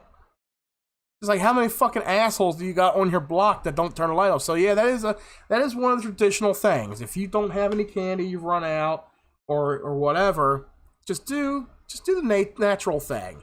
Just turn your light off, you know? Just turn your light off. Unless you're putting on a scare and you really want to scare somebody, be like, okay, trick or treat, motherfucker. And you open the door with a goddamn horrifying costume and you want to scare the fuck out of them. You know, maybe I want to answer the door in a robe. Open my robe and say, trick or treat! And scare them the fuck away. I'll give them a good scare. Don't leave candy outside unsupervised. Why? Like, how many people have I seen do that? They leave a bowl out there that says, take one. Don't leave your candy unsupervised outside? Why not? So what if kids come by and grab all the fucking candy? Be like, well, my job's done for the year. It disappeared within 3 fucking people, but fuck it. I'm done. Goodbye. Don't ask kids what they are. Why? That's usually the fun in dressing up, ain't it? That's usually the fun in dressing up for Halloween, you know? Just be like, take a guess of what I am, you know? Don't ask kids what they are. What do you think? They're going to get offended by it? If I recognize a kid outside, but I don't think they're Woody from Toy Story, I'm going to ask a cutesy question. What are you supposed to be? I'm Woody from Toy Story. Do you think somebody's going to get offended by that? Oh my fucking God. Do wear a costume. Yeah, most of the time people wear costumes. Do be original with costumes. Be original? Are you serious? Like, I see so many people go as vampires and Frankenstein monsters and shit like that. But you're saying be original with costumes? Who the hell are you trying to impress? Oh my God. Like, who am I trying to impress with that shit, you know? I'm not trying to impress anybody. Don't forget to say please and thank you. Yes, that's always a courteous thing to do, you know, because you are going to see somebody, a total stranger. They paid out some of their hard-earned money to buy candy to hand out to you little motherfuckers. The least you could do is say please and thank you. Do be extra cautious. Exactly. Do be cautious. In a neighborhood where people are still driving down the neighborhood, and sometimes it can be hard to see you because there's a shit ton of kids walking around on Halloween night. And then you got a bunch of weirdos out there that are on Halloween. You know, they wear costumes. So be real cautious because anything can happen. Kids can disappear. Then the next two. This must be a list from Entertainment Tonight. The next two saying, do not do blackface. Seriously, do not do blackface. Yep. Number 2, as the under the Learn More section, etonline.com. This is where they got their shit from. Gettysburg tomorrow, dude, and stuff. Yes, it is. Tomorrow's the big Gettysburg trip. Getting ready for that and all. But dude, Jeff, can you believe this shit? Okay, so I'm looking up like the rules of Halloween, like, you know, what to do, what not to do and shit. I'm trying to look up like stuff that's traditional or historic, you know, when it comes to Halloween. And of course, these websites I'm finding, they're like, oh, don't do blackface. Seriously, don't do blackface. It's like, it's two separate things. It's two separate things. It's like, okay, don't do blackface. Get it. Then you go on to number 2. Seriously, don't do blackface. I just read that. I'm not fucking stupid. I just read that. Don't do blackface. Get it. It's racist. Then it's like number 3. Don't dress up anything cultural. Don't be offensive. Don't dress up as a Native American. Don't do cowboys and Indians and stuff like that. Like, fuck you, I'm gonna do what I want. Like, seriously, if I go out Tuesday night dressed as a Native American, and I can say I'm, what's his name from Dances with Wolves? You know, somebody comes up to me and says, that's offensive. I'm gonna say, oh, your face is offensive, cunt. Christ. Like, who's gonna fucking sit there and tell me that I'm being offensive? Like, it's Halloween, fuck off, eat my ass. Or another, yep, there it is again. I'm not gonna read that. I'm not gonna fucking read that. That entire list right there is basically what I was just reading off of etonline.com. It's just in a different order. So, I'm gonna read this little picture here. Here's the actual horror movie. Here's the actual fucking Halloween rules right here. These are traditional. This is from the ancient days right here. Carve a jack-o'-lantern. Everybody does that. Okay. Don't scare your mom. Done that plenty of times myself. Hang on to your goodie bag. Oh, yeah, because kids can be little motherfuckers and grab for shit. Share your treats. Fuck no, I'm not going to share with anybody. It's mine. Get your own shit. Watch out for the witches. Oh, they're all around us anyway. We call them Karens. Tell ghost stories. That's always a good treat. Howl at the moon. Okay. Stay up late. Well, of course, I'm going to be staying up late this year. I got to fucking work. Cast a spell. Well, I'm not a witch or a warlock, but it is what it is. And scream. Oh, I can scream. I can definitely scream. Those are your little traditional Halloween rules for kids. None of that shit I was reading before. Don't even worry about any of that, you know? If you want to go as a cowboy, if you want to go as Robert Downey Jr. from Tropic Thunder, do it. Don't listen to Entertainment Tonight. Bunch of goddamn woke bitches on the internet and shit. So, we're going to talk about the 25 Halloween traditions right here. And I got this website pinned in our Discord. So if you follow us on Discord, it's under the Othersyde Scraps. So let's see. Classic Halloween traditions. One of them is the biggest one, trick-or-treating. It is believed that trick-or-treating comes from various Halloween traditions combined. Some of the customs which have affected American trick-or-treating may include souling, mummering, or guising. And of course, as I stated earlier, you know, the whole thing with trick-or-treating, it was to prevent hooligans from back in the 1500s, 1600s, 1700s, somewhere around there. It was to prevent them from destruction of property and vandalism, that kind of thing. So it's like, you know, trick or treat, you know, it's like, well, we'll give you a treat. Please, no trick. Leave my house in one piece, that kind of thing. Going a-souling. Children and the poor will go door to door and be given bread and current desserts called soul cakes. In exchange, they would be asked to say prayers for the dead relatives of the family who fed them. In medieval Europe, the church encouraged members to participate in souling instead of leaving food outside for the spirits of the dead. Go on the mummers. I never heard of the mummers. The old tradition of mummering is similar to souling, but with some fun thrown in. Mummers would dress up in disguises, typically covering their faces, and go door to door offering whatever they could for coins, food, or drink. Mummers would do everything from singing, dancing, and playing music to telling stories, jokes, or reciting poetry. Mummering is different from other Halloween traditions because it doesn't happen on Halloween. Going on the mummers can happen on any major feast day, including the holidays like Christmas and Easter. I was actually thinking that too. You know how on Christmas, carolers will go caroling, you know, they'll go around, you know, sharing desserts and singing, you know, singing songs and shit. I didn't know. Honestly, I didn't know they did this on Halloween also. So it's not just, you know, Christmas that they do it on. They could also do on Halloween. Can you imagine going door to door on Halloween singing Thriller? Doing the dance and shit? Can you imagine that? Oh, what trick-or-treaters we got? It's the thriller. Every fucking time. Shit, by the time I get to fucking door 6, I'm like, yeah, Thriller, give me some fucking candy. I'm doing that all the fucking time. Jesus. You gotta be real dedicated for that kind of thing. Guising.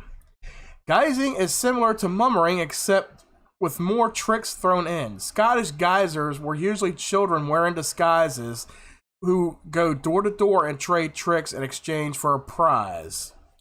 Children would often go to affluent neighborhoods and tell jokes, play music, do card tricks, sing songs, or trade other small talents for treats. The reward could include coins, apples, nuts, food, or other goodies. Can you imagine doing that? And you go to some asshole's house and they're like, sorry, I ain't got shit for you. Oh, how about another guys? Kick their fucking door in, break their windows, shit on their lawn, and say, Happy Halloween, and take off. I mean, what are they gonna do? Call the cops on you? All you gotta say is, I was guising. I was trading tricks for treats. He didn't want to give me a treat. I gave him a trick, and I was gone. What's guising? Look it up. Be on your way. What are you going to wear? Wearing Halloween costumes is one of the ancient Halloween traditions that goes back 2,000 years to the festival Samhain. The Celts believed that the idea of trying to blend in with all of the dead spirits wandering around. A common Celtic costume consisted of the animal head or skull worn over the person's head and animal skins covering their body. This may sound like a strange practice, but keep in mind that during these times, winter caused fear, uncertainty, and long, dark nights. And that's why, right? I can imagine, like, I'm not going to get, like, real animal skin. I'm going to probably get, like, a fucking bear skin. I'm going to go as a bear next year. There we go. I'm going to get me a nice big bear rug, and I'm going to fucking go as goddamn bald-headed killer bear of Claremont County. The costume, as a disguise, continued to seem like a good plan through the years because people continue to fear ghosts, ghouls, and other spirits on Halloween night. Whenever someone had to leave their home on Halloween night, they would put on a costume so the supernatural creatures wandering around wouldn't pay them any mind. Go to a Halloween superstitious page for more superstitious beliefs like this. So there is a superstitious page, okay. I'm not going to read through any of this, guys, but I will put it. I'll put this in Discord. If you guys want to check it out, it's going in our Discord under the scraps section, because this page, there's even a section in here called Samhain, how the Celts summon spirits and foretold the future. How they summon spirits? I gotta read that. I might read that right at the end. Jack-o'-lantern, Jack-o'-who. One of the coolest and strangest Halloween traditions is the custom of the jack-o'-lantern. So why do we cut open a pumpkin, empty its guts, carve a face in it, and then fill it with fire? God damn, that sounds like something fucking brutal out of a horror movie, don't it? It all started with the festival of Samhain. Back in the day in Ireland, Celtic druids and celebrants would carve open a turnip and place an ember inside. They did this on both to keep the darkness away and to keep evil spirits at bay. Keep in mind, back then it was dark, very dark, and winter nights were long. Combine that with the idea that during Halloween, the veil between the living and the dead was at its thinnest and spirits were walking the earth. It is because that there were no pumpkins in Ireland after the Irish potato famine migration.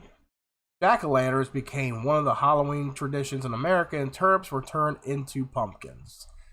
Leading into the tale of Stingy Jack. Well, I think we already talked about Stingy Jack. As that story already told about, him visiting the hell, and he gave him the ember, and he went back to Earth and lit up the pumpkin. The Irish began hollowing out turnips and adding a light inside to keep Stingy Jack and other restless spirits away. After the Irish immigrated to America, they brought many Halloween traditions with them, including the jack-o'-lantern.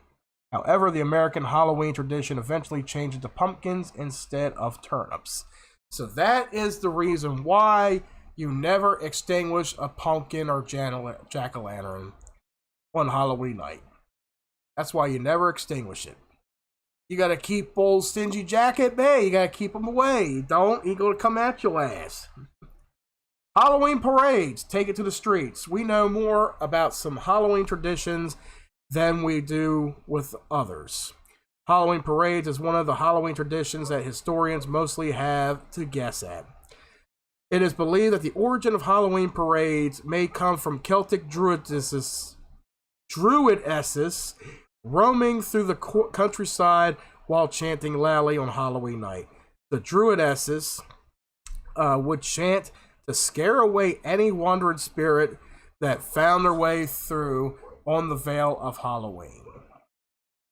Then we got some newer Halloween traditions. Newer traditions are more recent when you consider the origin of Halloween 2,000 years ago. Halloween traditions in America that have spread throughout the country. These are becoming popular. Halloween traditions for families, friends, and fans of the holiday to take part of every year. Many of these activities are fun for the whole family, and some, like trunk or treating, can be added to the current celebrations. So, before I get into, history of Halloween. So, I think I'd done this the last time. I think I have. And in the movie Halloween 3, there is a section. It's a 3-minute segment. And I'm going to play it for you guys. So if you haven't seen Halloween 3, it's a brilliantly underrated movie. And there's a section in there where Colonel Conklin, who's the main villain, talks about restoring Halloween to its true meaning. And this is from Halloween 3 Season of the Witch. And don't forget to watch the big giveaway afterwards. Why, Cochran? Why? Do I need a reason? Mr. Cuthbert was right, you know. I do love a good joke, and this is the best ever. A joke on the children. But there's a better reason. You don't really know much about Halloween. You thought no further than the strange custom of having your children wear masks and go out begging for candy. It was the start of the year in our old Celtic lands, and we'd be waiting in our houses of wattles and clay. The barriers would be down, you see, between the real and the unreal. And the dead might be looking in to sit by our fires of turf. Halloween. The festival of Samhain. The last great one took place 3,000 years ago when the hills ran red with the blood of animals and children. Sacrifices. Part of our world. Our craft. Witchcraft. To us, it was a way of controlling our environment. It's not so different now. It's time again. In the end, we don't decide these things, you know. The planets do.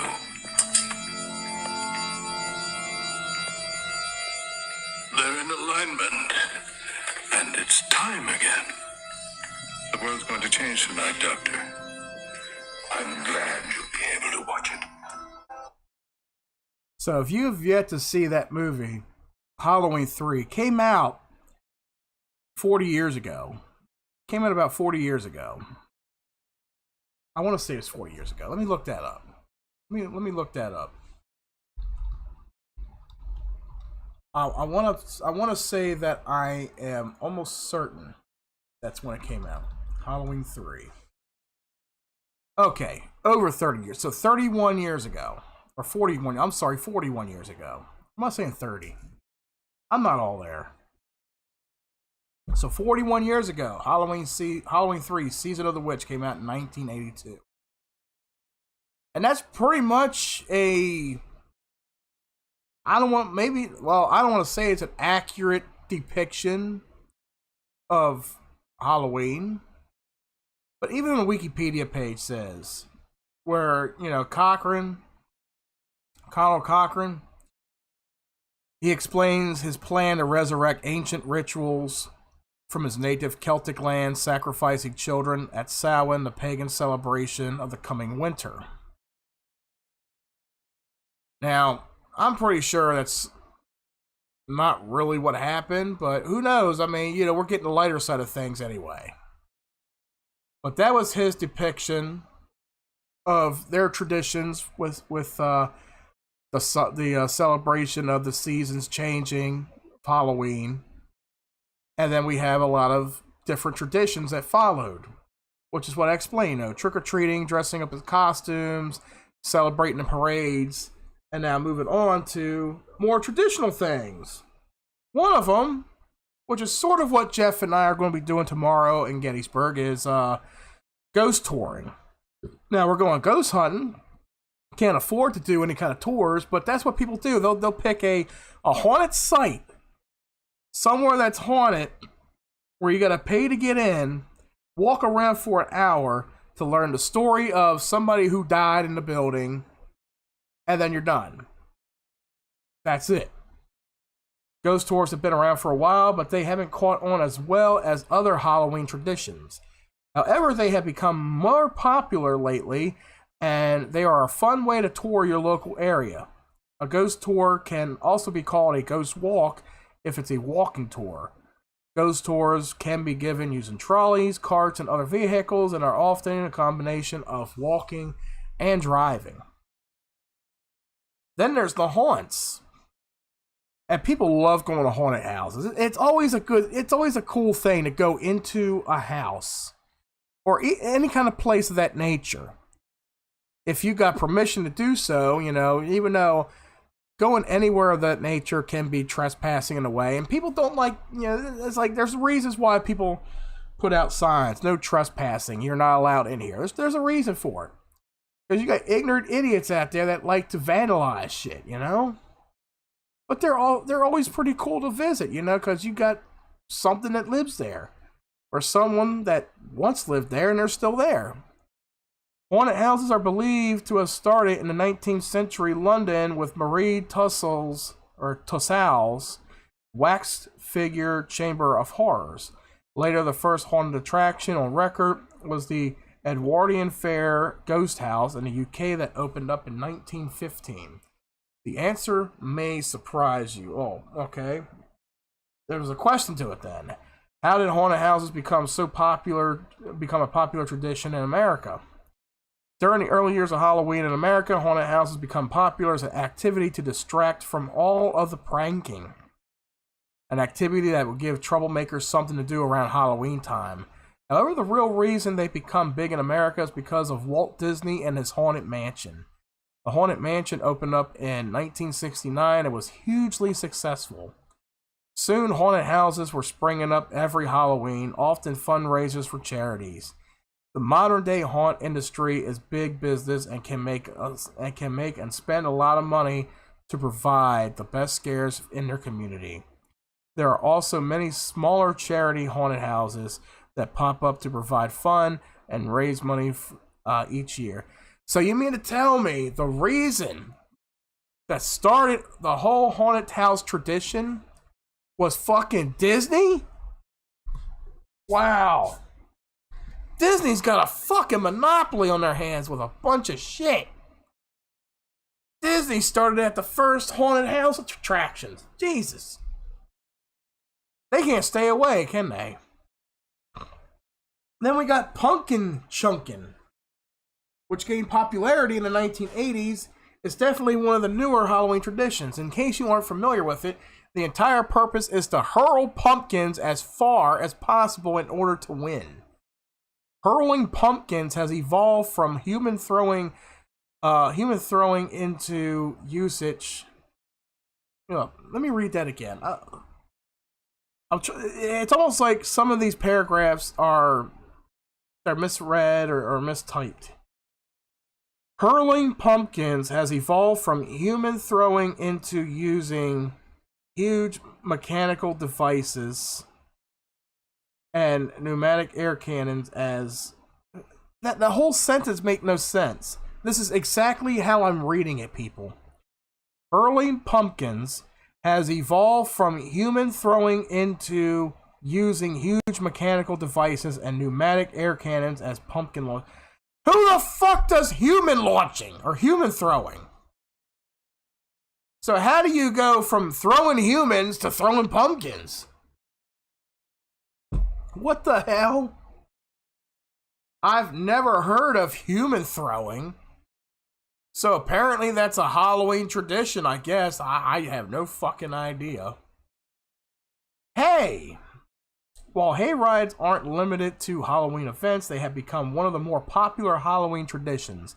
Haunted hayrides in my area often require waiting in long lines and can even get sold out for the night. The exact origin of haunted hayrides is unknown, but it's likely farmers took the classic hayrides and spread them into the holiday season. I've been on a couple hayrides in my time. Trunk or treating.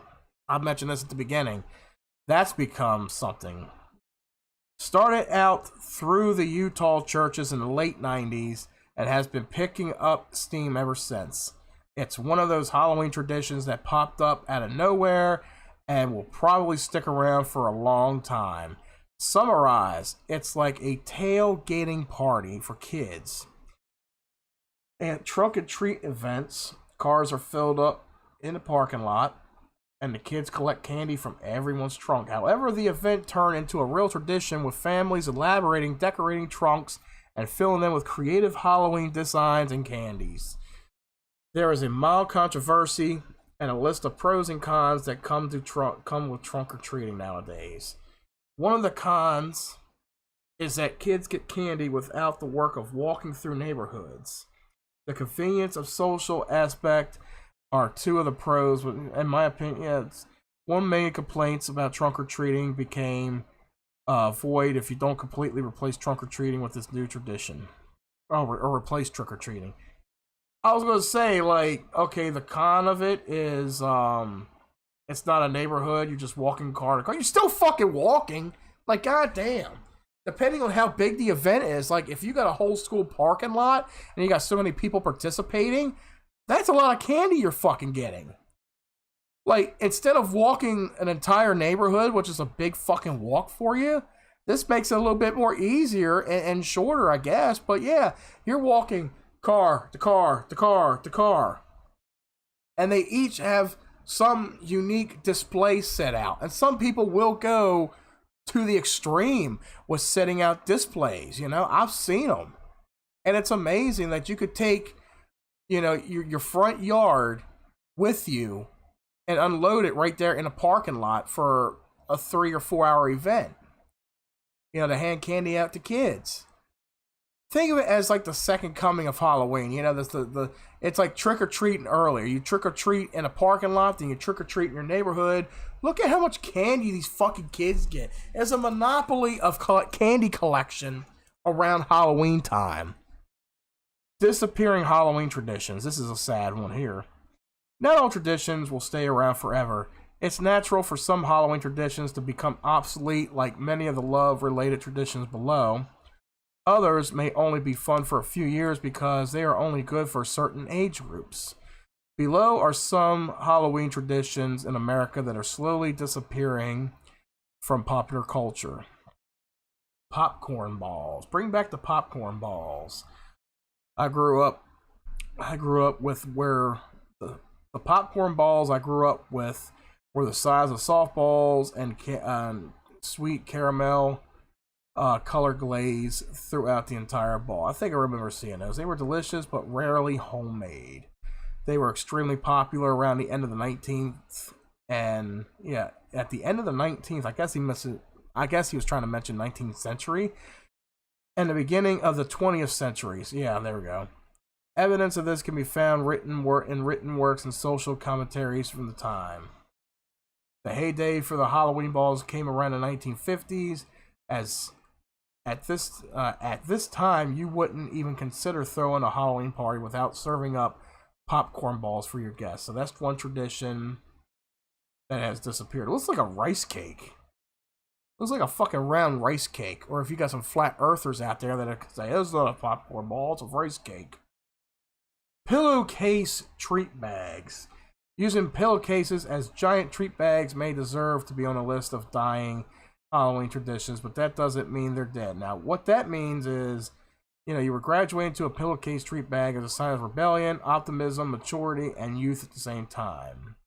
It meant you were old enough and mature enough to say, forget the cute plastic pumpkin bucket. I'm going for an old, boring pillowcase. But that, I used to see that a couple of times. You can see them in TV shows and movies too, where kids would walk around with a pillowcase. You have a big old pillowcase. One that was real fucking strong. You gotta make sure that shit's strong and not fucking tear easy. Free range trick-or-treating is one of the Halloween traditions that have been gradually changing over the years. Roaming the neighborhoods for candy without parents is disappearing altogether. In my time, by 4th grade, we were trick-or-treating with a couple of friends and had no parent chauffeurs along for the ride. Yeah, you see that in movies and such, where the kids would go out with their friends to trick-or-treat. Nowadays, you can't trust fucking adults. You can't trust adults. It's like the parents have to go out with the kids to trick-or-treat or something will happen, And you're in a safe neighborhood, But nowadays, you got to go out with your kids, unfortunately, because things do happen. Same decorations year after year. Like, how many households have the same decorations year after year, I'm going to admit right now, this is one of the Halloween traditions I still follow. Back in the day, there were no pop-up Halloween superstores and no internet to order all the awesome decorations that we have access to now. My mom pulled the same Halloween decorations out every year after year and only added to the collection if she found something really cool. And that's what we did around my household. We always had the same thing. And why break tradition? Why break tradition of what works, Like, there's some old Halloween decorations I still wish we would have had to this day. But now it's all being taken over by flashy little light things that you can put out in your front yard, and it'll flash some fucking ghosts and shit on your house and all. There's your lights, and then you got all these big goddamn blow-ups in your front yard that eat up your electricity and shit. There's one house up the road from my daughter's school. Every holiday that comes around, there's always blow-ups in their front yard. They put on a big display, like right now, and I'm going to probably get a picture of it here soon. It's always a tremendous amount of Halloween blow-ups in their front yard. The entire front yard is taken up by blow-ups. Like, this person, it's like they decorate, for the kids. I understand that. They must have like 100 blow-ups in their front yard. That goddamn electric bill's gotta be like $2,000 alone with that shit. Like, how do you plug in all of those blow-ups without blowing a fuse? It's insane. But whatever happened to getting the old sticks for the front yard and putting something on the stick, just having some hay out there or a few pumpkins, so just have like just a classic Halloween setup. Why would you need blow-ups? There's a house up the road from me. For so many years, they plastered the stuff on the front of their house to make it look like the outside of a haunted house or some shit. And they would have these big animatronic things looking out, outside. They had this Frankenstein for so many years. Sadly, that thing died years ago. They had to get rid of that. But every year I see their Frankenstein sitting out front, and I was like, yes, I want to be able to see that stuff. I drive by the house all the time, and I see some of their setup, and it just feels empty without Frankenstein there. It just feels so empty. But times change, sadly, and things, they fall apart, they get thrown away, they get replaced. You can't replace tradition. Well, sometimes you can, but In search of love Halloween traditions, you might be surprised to find that Halloween has a history as a romantic holiday filled with opportunities to find your future sweetheart. In both Ireland and Scotland, there were many Halloween traditions, mostly done by young women, with fortune telling to catch a glimpse of their future wife's or husband's face. Many of these love-related Halloween traditions have become less popular or died off completely, but we're going to breathe a little life into them today. Really now.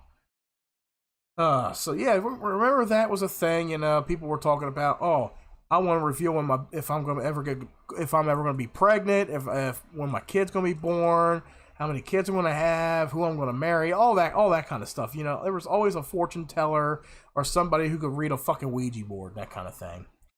Hazelnuts, let's burn them. Originating from Celtic Halloween traditions, Scottish women could burn nuts to determine how their relationships would turn out. Oh, anybody could do that today. You want to talk about women burning nuts to determine how their relationship's going to turn out? Well, gee.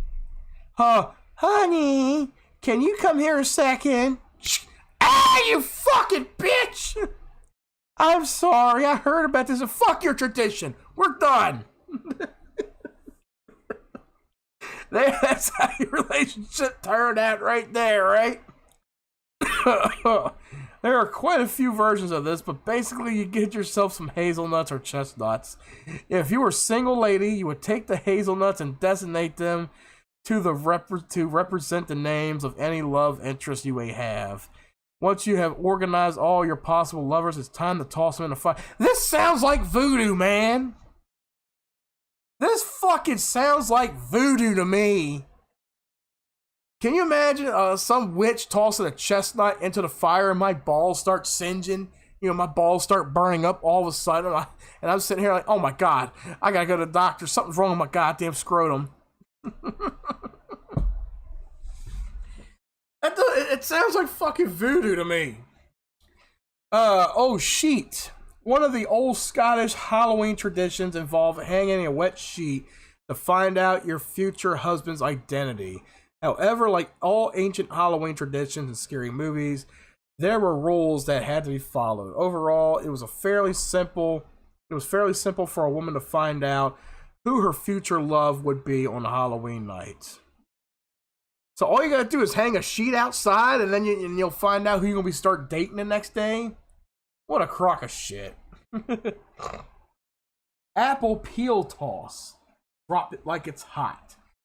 The apple peel toss was one of the many Halloween traditions about fortune telling and future lovers. Popular in New England, a young lady would peel an apple into a single long piece. Next, she would take her apple piece and toss it over her shoulder, and then checked if the peel landed shaped like the letter of the alphabet. That letter would be the initial of her. That sounds fucking stupid. I swear, it's like you gotta take a very thin. Like, how's it going to land and shape in the shape of a fucking letter of the alphabet? It's gonna land flat on the goddamn floor. Jesus Christ. Oh my God, who the fuck makes this up? Who makes this up? Mirror gazing, I heard about this one. Fairly sure this custom has lost its popularity because it's one of the scarier Halloween traditions to alone. The basic idea is to stare into the mirror in order to see your future husband's reflection behind you. However, there's quite a few versions of how this custom has been done. And I'm not going to read into a lot of it. It almost seems like a Bloody Mary kind of thing. But yeah, I've heard of this tradition. Find a walnut tree. There are so many ways to hallucinate your future love on Halloween night. It's hard to choose just one. If you live near a walnut tree, I recommend this as a choice of your fortune-telling Halloween tradition this year. Plus, there is a record of this one on October 31st, Philadelphia Evening Public Ledger from 1914, so we know how it works. Something about hallucinating? Yeah, what do you gotta do? Huff a goddamn hazelnut? If I don't eat desserts, I'll never get married. Of all the obsolete love-related Halloween traditions, I think this is the one we need to bring back.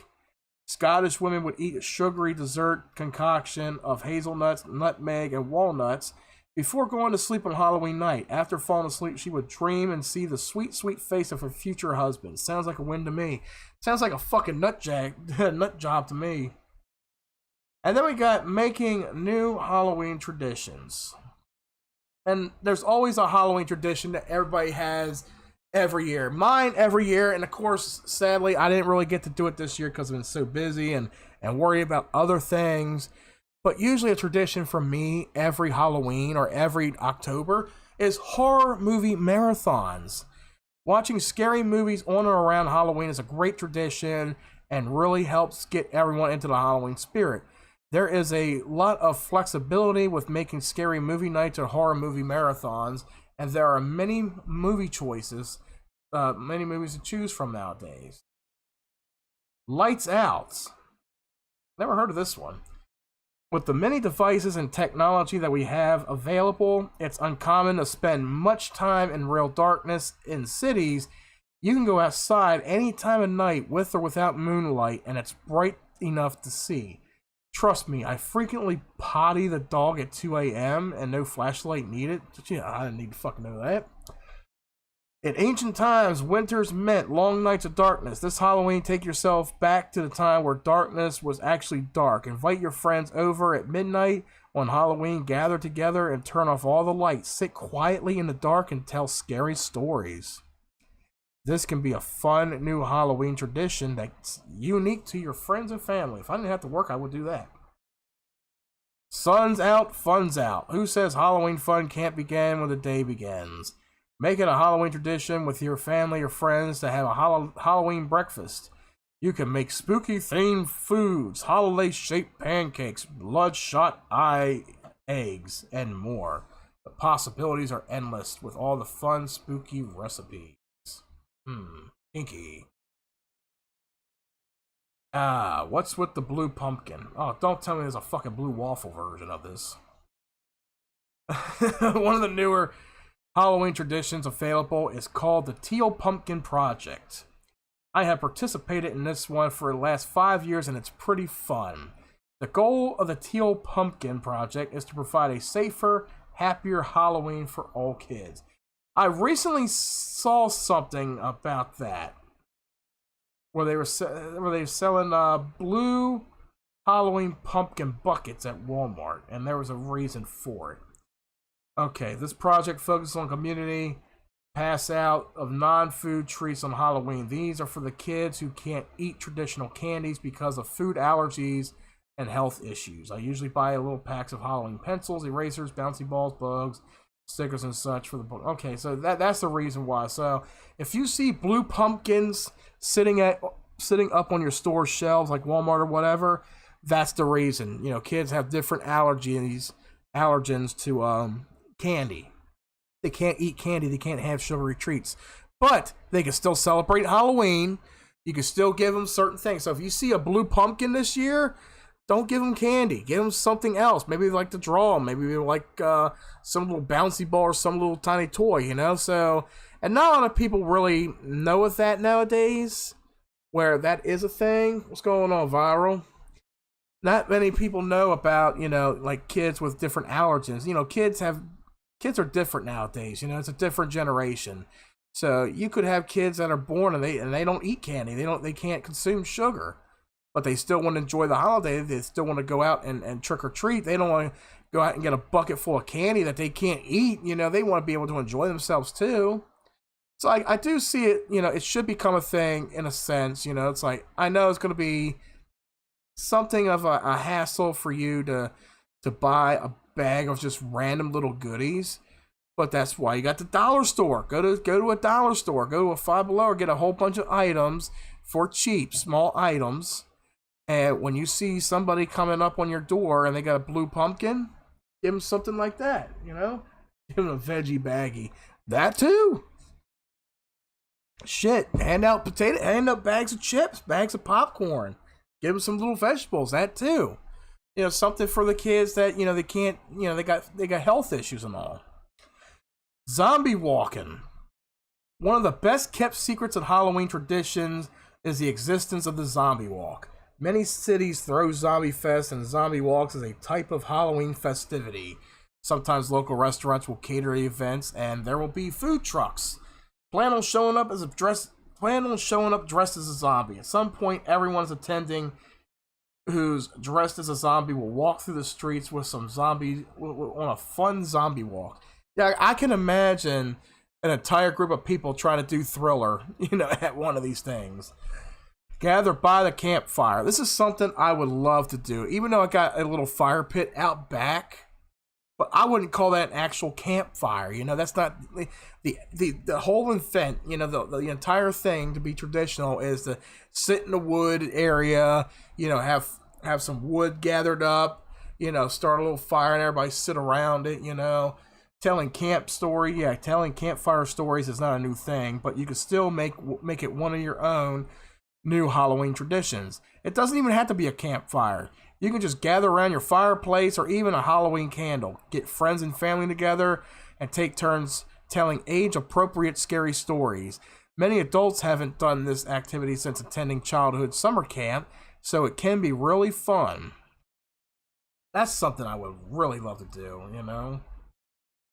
I would even love to do it with some fucking friends. But if I got some friends together, it'd just be fucking hilarious just some hilarious fucking stories to tell or whatever.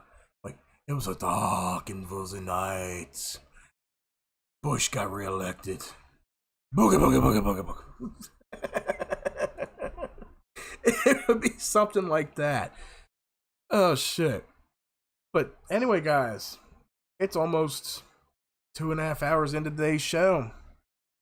Talk about a little bit of the history of Halloween, the history of All Hallows Eve, the history of Samhain, told you all a scary story, and some other things too.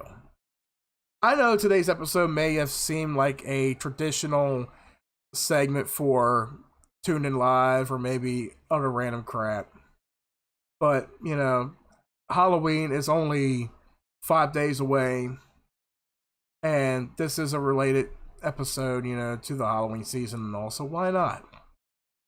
So we are more than glad to have you here on the other side with us today as we're ending today's episode of the podcast.